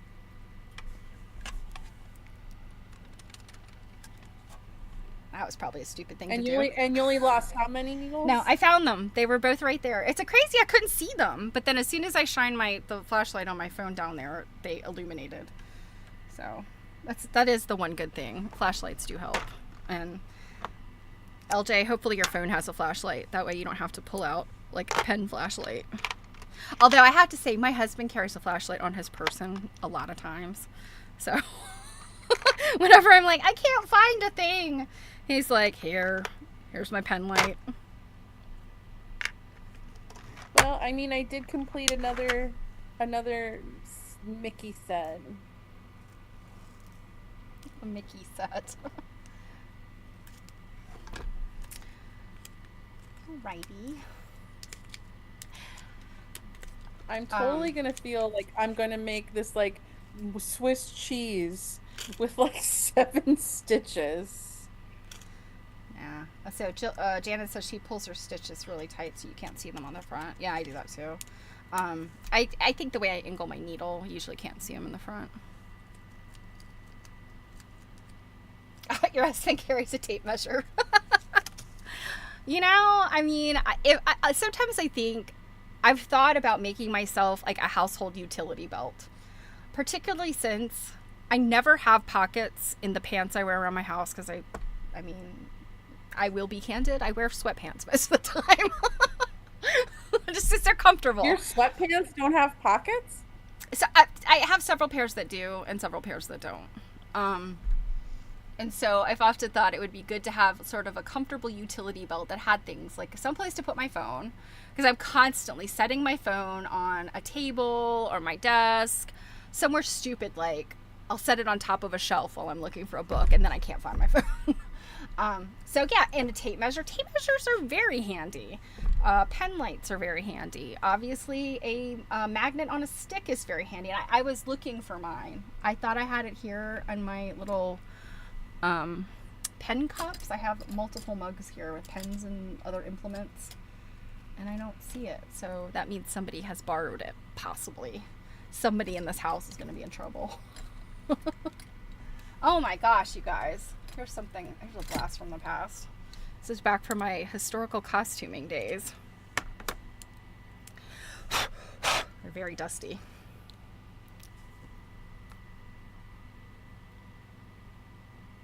No. I don't. I would It not. makes your head look. It makes your eyes look super close. I know.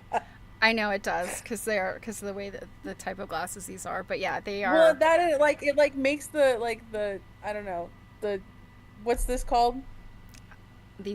Oh, the arms. Yeah, It makes them look like they're like they're going out like this. Yeah, technically, What like are- to wear these every day, they're too small for my head, but they're close enough. I mean, by no means are they accurate for anything. Were But you they're cosplaying as Harry Potter? right.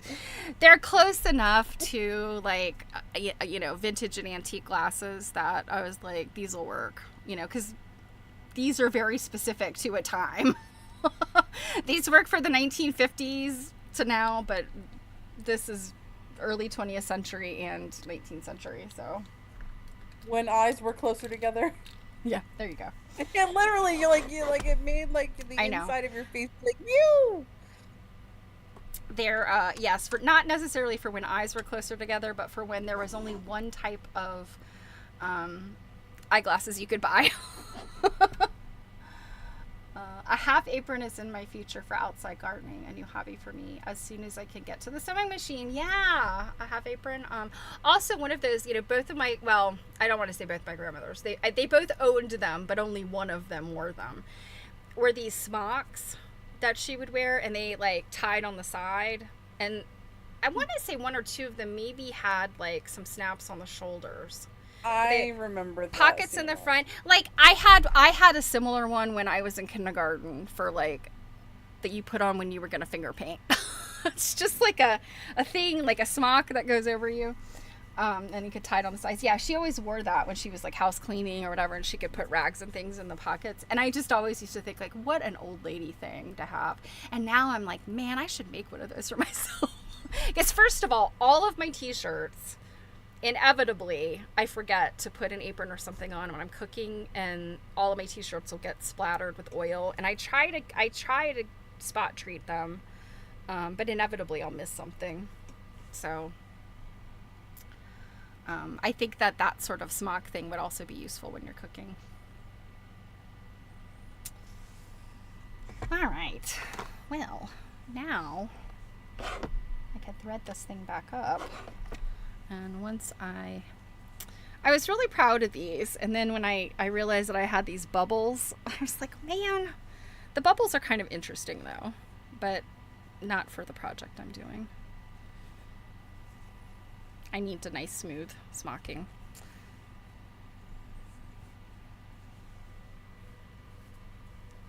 Oh, but there's something like, it's like ripping knitting out. You've ever ripped a knitting out? Mm-hmm. It feels so destructive, but also so satisfying.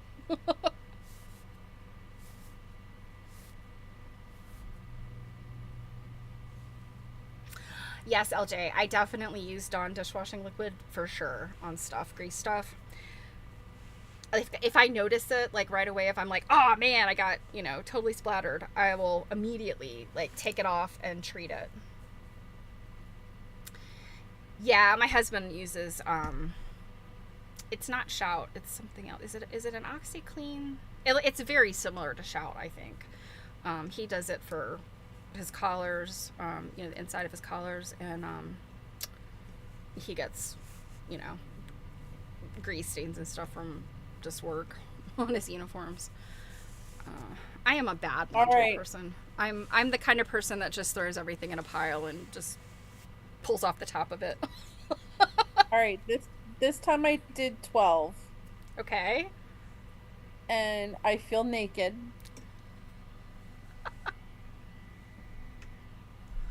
It's a process.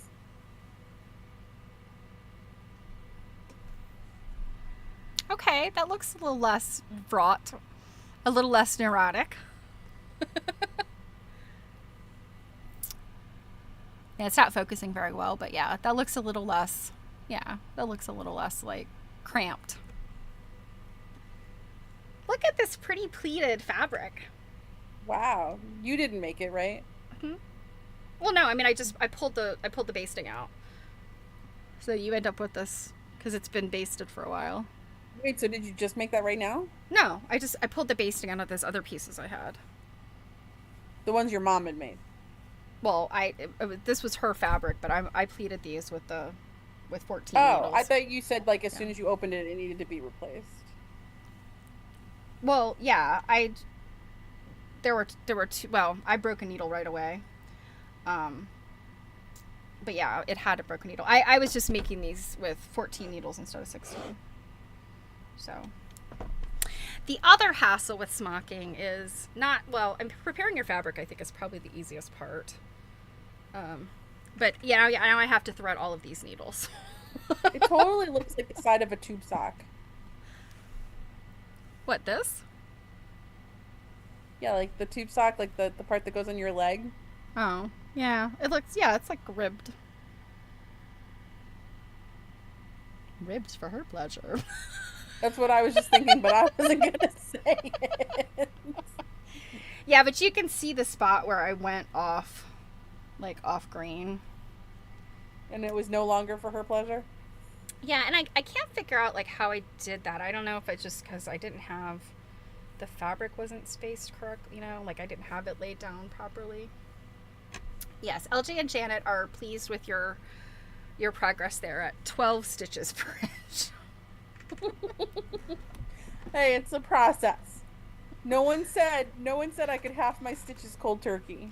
What's funny is they always tell you, because people will say to me like, "Oh, you can get such tiny stitches, appliquing and stuff," and I'm like, it takes practice. Like, my hand quilting stitches, just because I don't practice hand quilting as much, as I should to get good at it, are big and clunky. But my applique stitches and other types of embroidery stitches are very even and small because I've practiced that for literally like 40 years.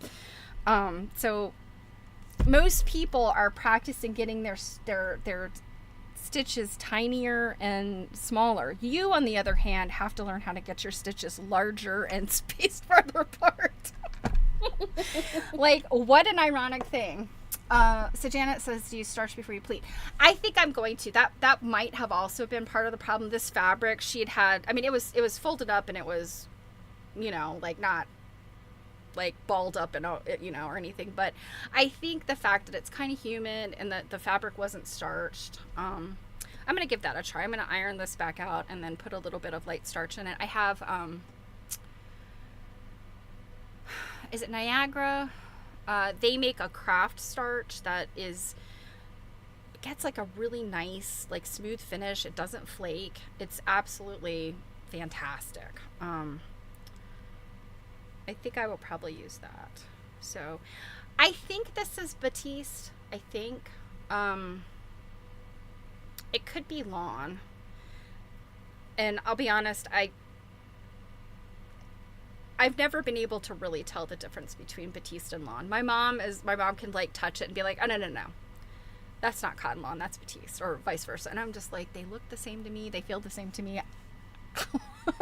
But yeah, you really, I haven't tried, and I'm afraid to try using any heavier fabrics in this because you can kind of adjust the rollers. Like you can loosen up the screws a little bit, I think, to provide a little extra room in the rollers.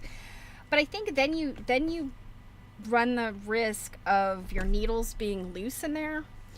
And so I think you cannot Can you describe the needles being loose again for me? Well, so they kind of have to. Is it because I did a? They're very funny. Yeah. So I think for this thing to work properly, you have to use like cotton batiste, organza, something that's gonna be. Okay, batiste is a little looser than tonalons. Yeah. Yeah, I think that's probably how my mother explained it to me. Is like batiste is a looser weave. As the child of a woman who worked in many fabric stores and did many types of sewing throughout her lifetime, I'm not a great chip off the old block sometimes. Sometimes my mom is very proud of what I picked up over the years without her even really teaching me. And then other things where she's just like, you bring shame to our family. Not really. But yeah, I'll give you an example of something I'm terrible at, and Jill is always just like, I don't know what's wrong with you, why you can't figure this out. I can never tell feed sack fabric from regular fabric in a quilt. Oh my god, it's so obvious. Everybody tells me that, and I guess I just need somebody like showing me and double checking me, because I feel like when somebody goes like, you're in passing in a quilt and somebody goes, oh yeah, that's feed sack, and I'm like, oh, okay, all right, yeah, and then there's nothing to compare it to at the time. And I think we need to make you some feed sack bed sheets No, and then you'll notice. no, I need one of those little busy books. The little books that the kids that'll have like the shiny. What was it, like Pat the Bunny? I think that was one of the books Yeah, that had like a. like in hindsight, the germiest books on the planet. But there was like the fuzzy. There was the fur of the mama bunny, and then there was some kind of satiny thing, and then there was like a reflection. Yeah. She says that's the problem. Feed sacks are quite different, like hand woven. Yeah, and that's what I expect. Like, that's what I think to myself. Like, they're kind of rough. But I feel like every time I look at an old quilt, and I mean, you can't really see it on camera because we have my camera adjusted, but this quilt, my great grandmother made. And I don't think there are any feed sacks in here, in this one in particular. But I will look at a quilt like this, and this is the kind of quilt. Well, this was probably made in the 60s, late 50s, early 60s, I think. But some of her older quilts most certainly could have had feed sacks and probably did. But, I'll look at that, and these quilts have been washed and washed and washed. And I'll look at something and I'll think, oh, that feels kind of rough. Is that feed sack? And then I'll have people that, my mother and other people that know better than me will say, no, that's not feed sack. That's just a print of the time. And I'm like, what is wrong with my fingers? They don't work. Maybe they're just, you poked them too many times with needles. It's entirely possible.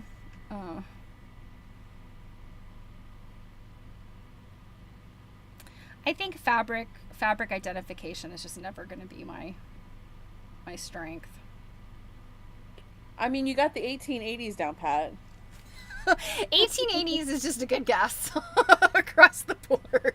If you have something, a quilt or anything that you know is 19th century, but you're not sure what decade, just guess 1880s. You'll probably be right. And if 1880s is wrong, try 1860s. I feel like, and I'm just do circa 1870, and you're good. Yeah, 1860 to 1880. It's a good guess. I just feel like, whenever I go to quilt, like any quilts, quilt study group meetings and stuff, I'm always like, when they'll lay something out, and somebody around the table will say, well, what date would you put on this? And I'm just in my mind going, 1860. And then I hear, well, we think it's an 1860. I feel like some of our friends with, in the antique quilt study space are very enamored with 1860s quilts. They have a very specific... I mean, I'm not going to lie. I love me some 1850s. Probably just because it's not 1880. And don't get me wrong, I love 1880 stuff too. We're not knocking on 1880s. It's just ironic that it seems like everything is from 1880s. Well, and I also think there probably is. I mean, 1860s, you had some more effort going on. There was, stuff being made and, being put out there. So it kind of makes sense.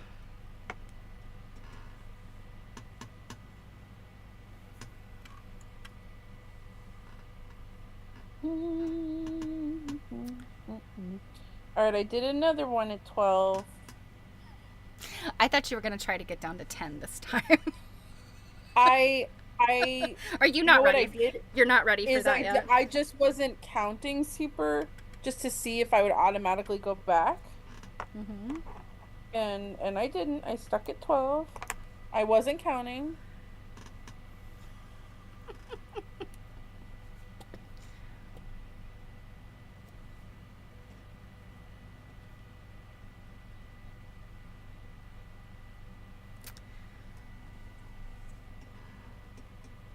So the other night when I was just testing this out, I thought I would be brilliant and put my this is one of those don't do this, ask me how I know. So I thought what I could do. No good story starts with I thought I'd be brilliant. Yeah, so I will tell you two brilliant stories about this. So I thought, and now you probably can't see this very well, so here's all the needles. I thought what I could do, and I've just threaded two of them. I thought I could just take my spool, and this is old thread. This is just basting thread, old polyester basting thread. I thought I would just take it, I would thread all the way across the needles, and then what I would do is just pull it and then pull it and snip, and then pull it and pull it and snip for each. No. And I'm sure everyone is going, duh. But the problem is the needle holes are up and down this way. If they were side by side, like if I could push them, like they in that direction, it would have been fine. I could have done that, but because they're up and down, the thread is kind of doing a zigzag thing, and it wanted to stick. So I couldn't pull it through evenly. It took me probably 3 times as long to thread it that way than it did to just thread each one individually. So yeah, I'm learning a few things here. So here's the story about the woman that my mom bought this from. She and my mom are good friends, and they still are. Like, they don't hang out. But we'll run into her. Her name is Barbara. We'll run into her. Periodically I'll be with my mom back in my hometown, and we'll go to some kind of sewing related thing, and we'll run into her. And she's the nicest lady. But we saw her recently. Actually, it might have been right before the pandemic. It probably wasn't that recently. So maybe about 5 years ago. And I just remember, and she was like, just very, very kind. Oh, Stephanie, how are you? What are you doing these days? Are you still living in Baltimore? Oh, I bet your son has grown up, et cetera, et cetera. And I'm sitting there and I'm like, she's so sweet and so nice. And all I could think about was, I was the worst babysitter that you ever had. And I hope to goodness I did not corrupt your children. I babysat them one whole summer when I had to have been 16 because I drove myself there.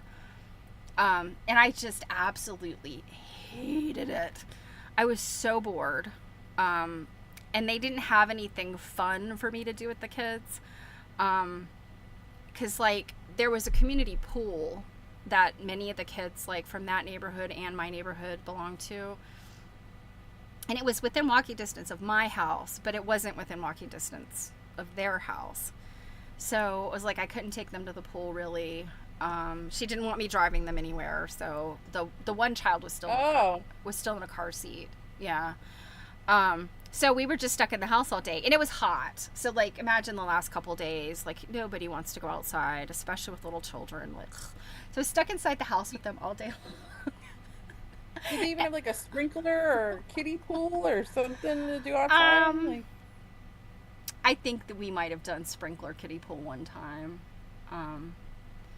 But yeah, I was I'll just watch crap TV. And at the time, I remember I was embroidering my jeans. That's when I was really into, I want to say it was 1980. You were bedazzling?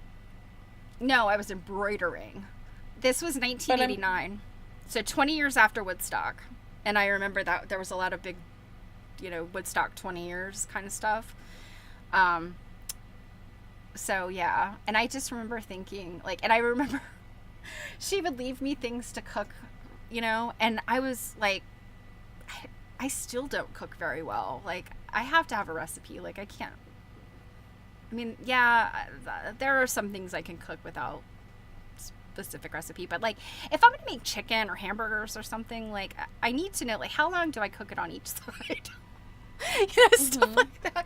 So she would leave me things oh, you could cook hamburgers for lunch, just put them under the broiler. And I was all right, throw them under the broiler. Who the hell cooks hamburgers under the broiler? I don't know how long to cook them for. Well, apparently they were just totally raw in the middle. She's yeah, you really need to cook the burgers longer. You're going to feed them to the girls. And I'm well, you didn't tell me. So it's always things like that. And I just remember, as an adult, I am horrified at what a horrible babysitter I was. And I mean, how this woman can still look me in the face and be kind to me. I'm God bless her. Wow. Did either of the children die? Well, see, that's the question. I'm oh God. Now, what kind of memories do they have of me being the worst babysitter ever? Well, apparently you weren't so bad that she fired you. No, she did not fire me, but again, I think this was a matter of her kids needed to be watched, and she didn't have a plan B. I was not picked up the following summer, and I was very glad I was not interested in babysitting for her the following summer, and she didn't ask. So these kids were probably like 8 and 4, something like that. And I babysat them. This wasn't the first time I'd babysat them. I was babysitting them before I could drive because I remember like the dad driving me back home. But yeah, I just was never a babysitting person. I just I didn't know how to play with kids because I'm an only child. So the Janet says, I've seen an additional board with a rod that holds a bunch of bobbins that the pleater sits in front of for the thread. Yeah. My mom had some stuff in here that I'm not sure. I don't know. Like, for some reason, this rod was in there, and I don't know if she wrapped the fabric around this. I don't know what this was for. Maybe it's just the hanging rod for something. I don't know. But it was in the box.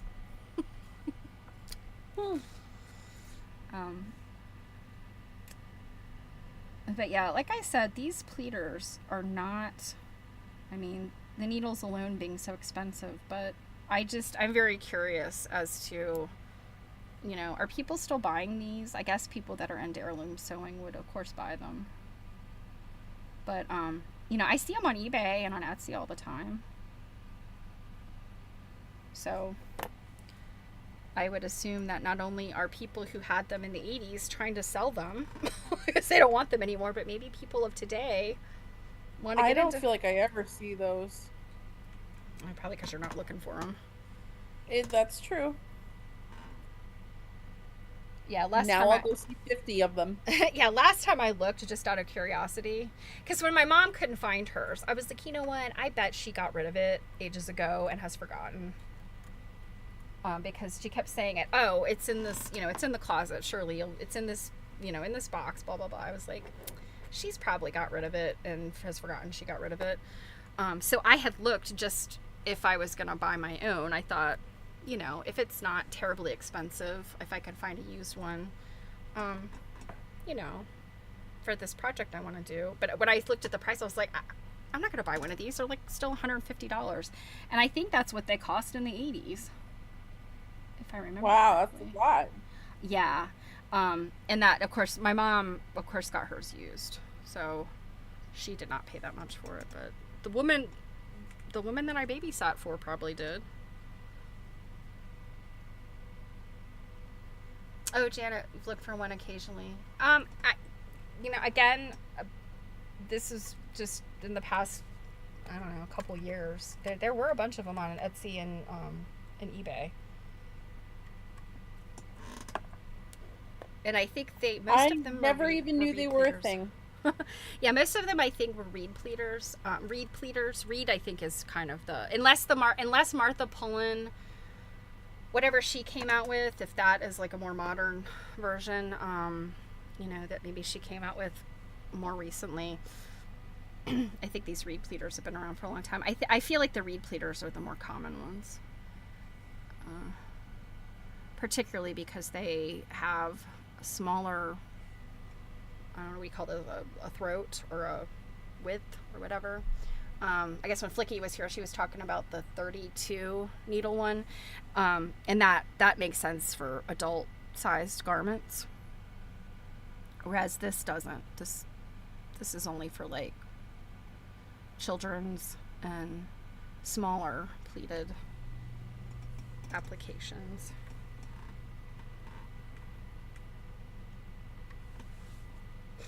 I'm also probably making these threads too long, but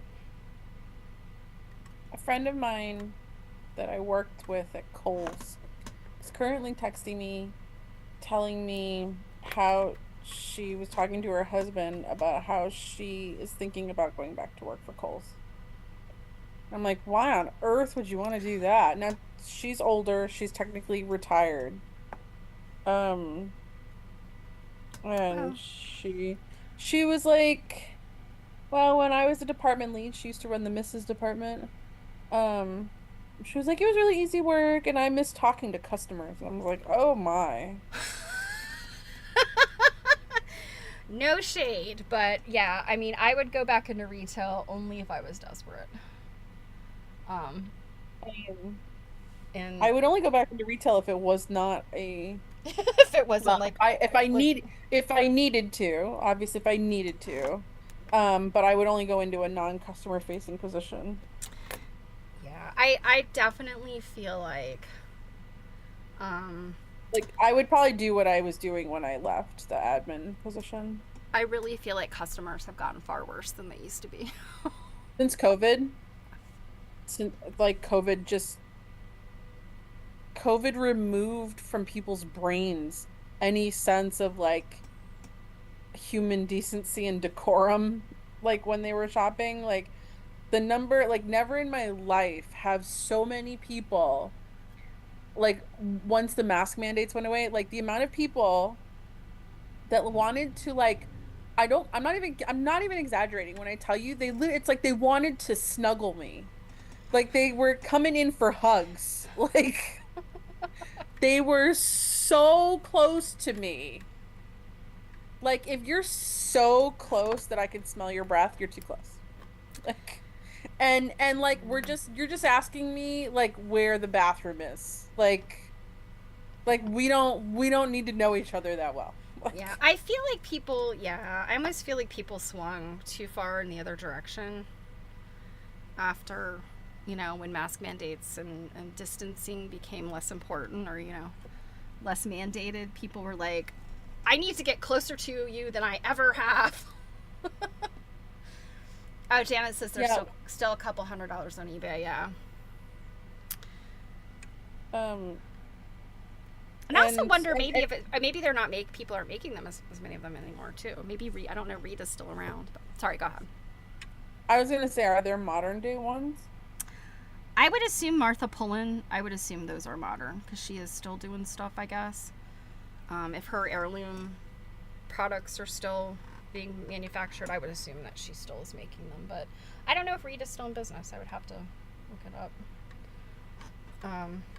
But yeah, I feel like people maybe swung really far in the other direction. People that were not touchy before suddenly were like, I must touch everyone I know. And I've never been a very touchy person. I don't love to be Well, I hugged. will tell you, I as well as many others kept my mask on at work like a year longer than required. For one, because I was not ready yet to police my face when people were talking to me. Behind my mask, I could make a crappy face. I like the number of like anytime someone was really, really rude, I'd literally be behind my mask, like,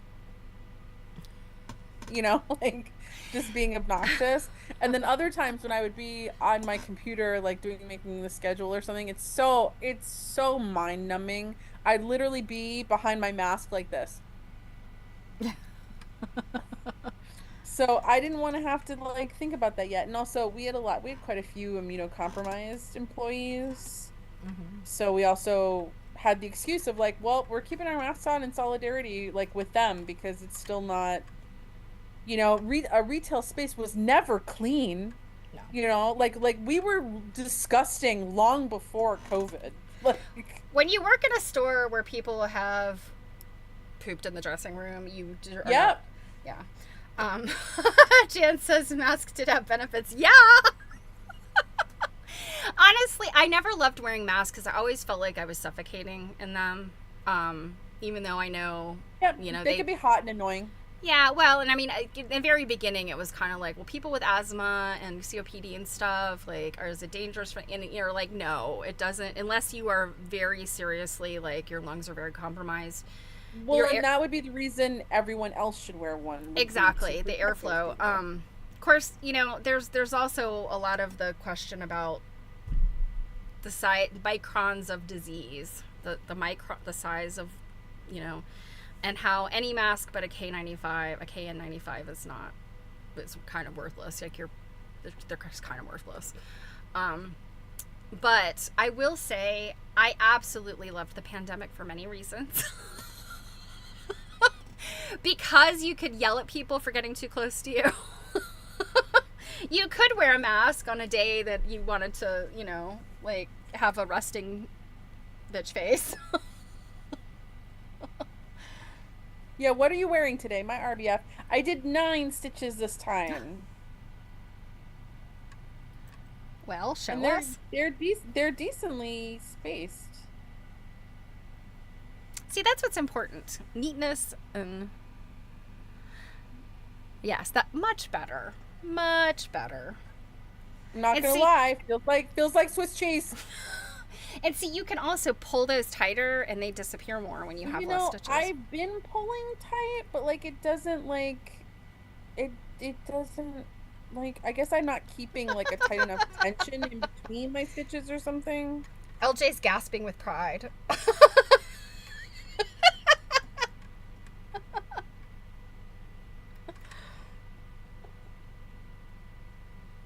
Yep, feels like Swiss cheese.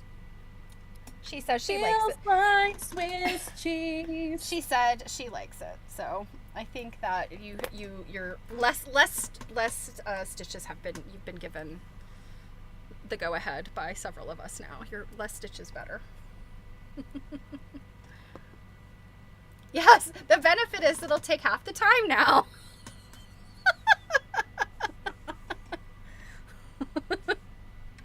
LJ, you're spunky today.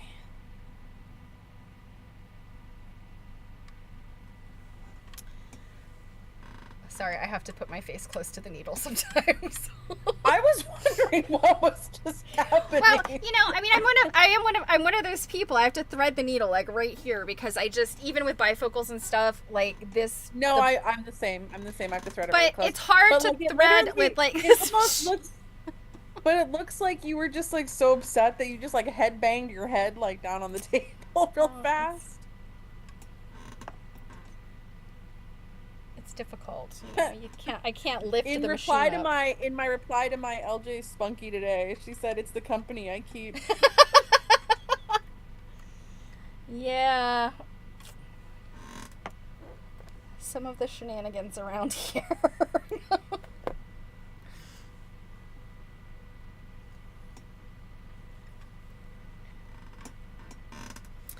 Well, I feel like I'm proud I can call myself a pleater mechanic now.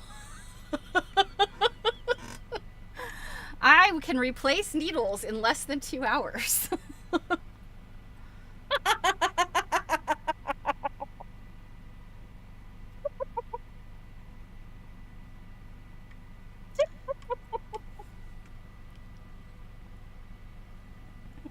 And I only charge $100 an hour.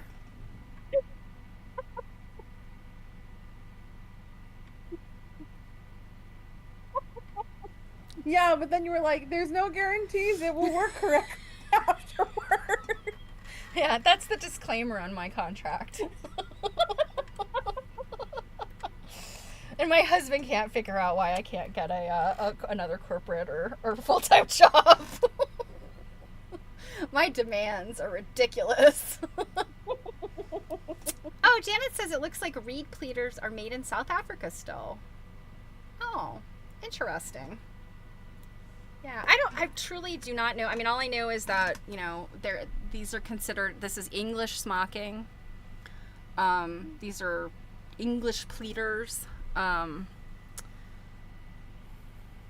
There's Canadian smocking are the ones that where you, as far as I know, they don't make machines that'll do. I mean, I'm sure maybe in a factory they might have machines that do it, but you actually literally have to like draw the dots on the fabric and then stitch, stitch by hand because they're not straight pleats. Like they bounce back and forth like a zigzag pattern or like a little swirly pattern or something. And I've heard that called Canadian pleating, so I don't know. So Janet says, Jill, I do pull the thread a bit, holding it with my last 2 fingers on my needle hand. So I think probably what she means is... Well, one thing at a time. We've got her down to 9 stitches, y'all. But I think what she means is like, as she's pulling it through, she kind of does this. She's like sort of pulling it like this with her fingers, like she's giving it a little tug. Mm-hmm. Yeah, I do that when I'm tugging it through. It's just I think sometimes it loosens when I go to take my next stitch and I'm not holding it taut. And So just oh, a people heads are up. starting to use them for shibori. Oh, interesting. Yes, I have seen that actually. Um, yeah, I hadn't even thought about that. To So do some what's the dyeing. heads up you were giving? Oh, just a heads up that it's 4:30. Wow, and here I was like, what am I gonna do with myself? Like, I forgot we were even streaming and it's already 4:30 and you've just maybe managed to get that contraption working. Well, that had been my plan. This is what I was like. If I can get this thing, you know, You're like, I'm gonna plan to do this because I think it's gonna take me 2 hours. It's going to take me four. it's gonna take me 2 hours to get it. Yeah, I figured it would take this long between my chatting and my mistakes. um, but yeah, because I knew that like I'm gonna have to starch and iron this fabric, so I didn't think I would be able to do that on stream.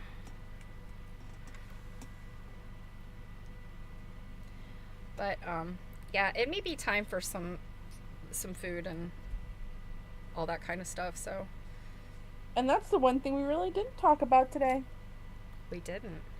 Although, I oh my God, I have terrible news, not for anybody probably on here, but for me. One of my like favorite quilt shops in town just announced she's closing. Aw, bummer. I know we've had. She's going to retire, which is funny. There's been rumors about it for a few years now. Um, and a friend of mine and I were just talking about it when we were on retreat. And it's interesting that just now happens. But anyway, she's retiring, and there had been talk for quite some while that like, maybe she'd, sell the business. And at first, when I was watching her video, I was really bummed because I'm like, why aren't you selling it? And then she said she wanted to sell it, but she can't, because the landlord had said he will not renew the lease if she sells it. It's a nice building, and I'm sure he wants to jack up the rent. Yeah. So, that was a bummer. Okay, one, two. Yeah, I'm still, this one I did 10, so I'm still in that realm.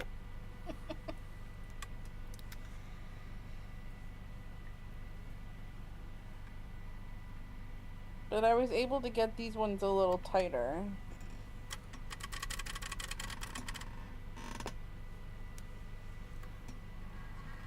Yeah, shibori is an interesting application for this. I hadn't even thought of that because I mean when I was in college, I did a summer workshop thing for textiles because textiles was kind of my secondary focus. I did metalsmithing and textiles. So my textiles is like a textile lab kind of thing, which is, it's kind of cool though, because like in a lab, you do all this hands-on stuff. So like we learned felting and drop spindle drop spindle spinning. Didn't really do any weaving. Weaving was a separate thing. Tapestry was a separate thing. Surface design was separate. But we did a bunch of different types of dyeing, and the stuff we learned with shibori, any of the pleating we did by hand. I think I used mostly wrapping. Like my shibori samples, I wrapped around like a dowel or a PVC pipe, because you don't want to wrap it around wood generally because it gets bloated with the dye. But yeah, you can get some really neat effects by stitching the fabric before you. Yeah, so the dyeing the smock fabrics on PVC large diameter tubes. Yeah, so we used, they weren't large diameter, they were like that kind of PVC piping. It's like I'd say it's about the diameter of a quarter or maybe a nickel, maybe a little bit smaller than a quarter, so like about that big. I can't remember what the size that is. kind of just standard PVC piping. It's bendy, but we would use short lengths of it. Actually, probably about that long, because they would stick up out of the stock pot that we would boil everything in. But I tried this technique, and gosh, I wonder where my samples are. But you would take this strip of fabric, and I could demonstrate with this. You take like a long strip of fabric, or a strip of fabric, I guess, kind of the length of the stick, and then sort of wrap it around like this, or pleat it, and then you cinch it with the thread, and then like scooch it up to make it like crinkle together like that. That made some really neat like designs in the fabric once it was dyed. I really enjoy dyeing. It's just so messy. And for somebody, like, I hate cleaning up messes. So, like, I'll just not make them in the first place. That's one reason why I like ice dyeing, because it's the least amount of mess for pretty decent bang for your buck, you know. Like, you get some really neat designs with ice dyeing, and you don't have, like, you have much less mess.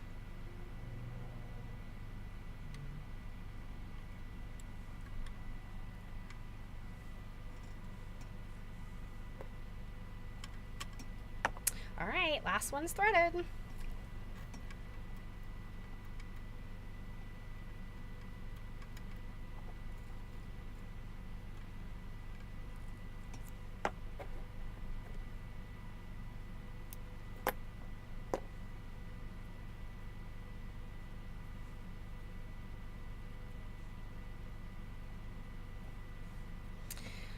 So tomorrow, what did you say you're doing tomorrow?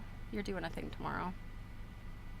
I think I'm going to go to an antique show in Wells, Maine, and then stop by the antique mall that has cases coming up to see which cases they are. Gotcha. I'm really bummed though, because so I asked the manager, for anyone that came in late, I am potentially going to be opening up a booth in an antique mall in a case. And I'd asked the guy why he has a number of cases and booths and space available all of a sudden, because normally, like, their vendors stay for years. And oh, I got those stitches pretty tight. Let's see, how many did I do?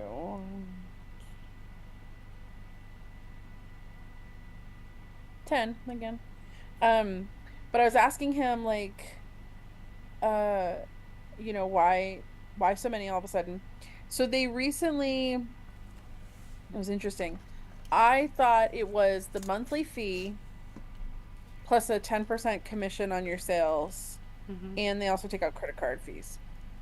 So it turns out that wasn't totally correct. It's the monthly fee plus the 10% commission, and they no longer take credit card fees. Like and they also handle the sales tax. You don't have to deal with any of that. So, and he said their credit card fees, they did 5%. So he said that because they enacted the 10% commission, a lot of longtime vendors left. And I was like, but if you're getting rid of a 5% credit card fee, then some of that 10% commission becomes a wash. So I don't know, like, why they wouldn't have, like, hung around just to see how that plays out. Instead of just, like, you know, on principle, just being like, you know, because I was gonna say, like, a fee plus a commission on your sales isn't, in a lot of places that's normal. I mean, it seems to me like it would be, because the fee for your booth is probably their overhead, and then the commission is their profit.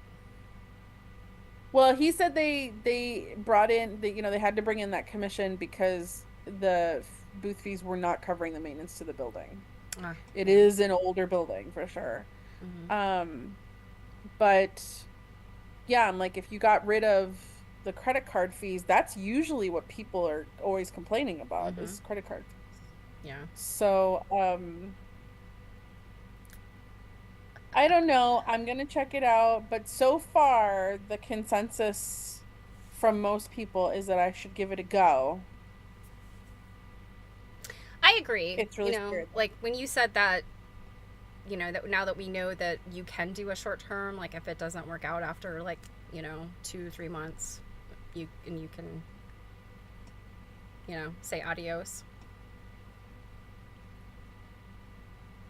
And then you're just, I mean, I can't imagine you wouldn't sell anything in 2 months, but you'd only be out just those 2 months of, against any.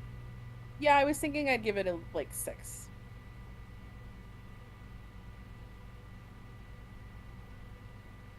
Well, I It's very support you. much a tourist antiquing destination Well, because it it's makes, on like this yeah, kind of and it antique makes it strip. makes sense to do it now as people are doing summer travel, and then you've got leaf peeping season coming up after that. So it seems like it's a good time, and then the holidays. So I don't know how many people shop in antique stores for Christmas shopping or whatever, but Well, I mean, you do if you have people that you're shopping for that like antiques. yeah, yeah, for sure. Sunday does Christmas shopping for me in antique stores. This I'm aware of. Yes. So Janet says the pod is in the driveway. Moved all the boxes. Boxing the sewing room starting after this, so she's dragging her feet. Don't blame you. And I love the fact that your sewing room was the last thing that's getting boxed. Yeah, Janet, I'm actually surprised that you didn't use our stream to like listen to while you were boxing things up. Because she's dragging her feet. Yeah, moving sewing rooms. Oh man, it's such a slog. Yeah, it is a pain.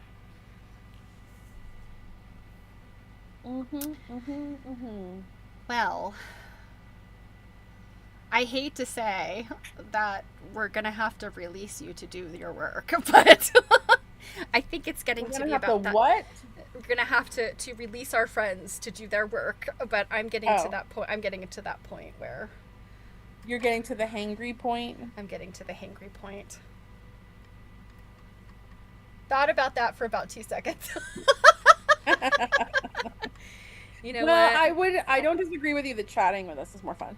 Yeah, yes, I'm glad we could provide you an opportunity to procrastinate. I'm always all for that. Um, if there's some craft thing you could be doing or something you could be looking at on the internet, then yes, Druid, I will be back on Monday. Yeah, I'm so sorry. I didn't even. I am meant to reach out to you and just let you know I had a few non-stream days because of my travel schedule, and I just completely blanked and dropped the ball. So sorry if you were waiting for me on Thursday, but yeah, I'm back for the next month regular schedule for sure. So you are quite welcome, LJ. We are always happy to have you here, one of our VIPs. So any Yeah, final? and all the sassiness. Well, I mean, you should expect no less from our friends. If it's almost like sass is required if you're going to come hang out here. Any Hmm. final words? I can't say that I have any, just that like, well, yes, we start making quilts on Tuesday. Yeah. So We read Tuesday, if you're that's our first section. reading along with us and you have the book, I think it's with the introduction or the preface, the introduction in chapter 1 is what we're gonna have ready for Yep. Tuesday. And if you're not reading along with us, come watch anyway. It's fun. You get to see stuff and you Hmm. get to hear us wax poetic about our friends who've authored books. And practice. Yes, practice.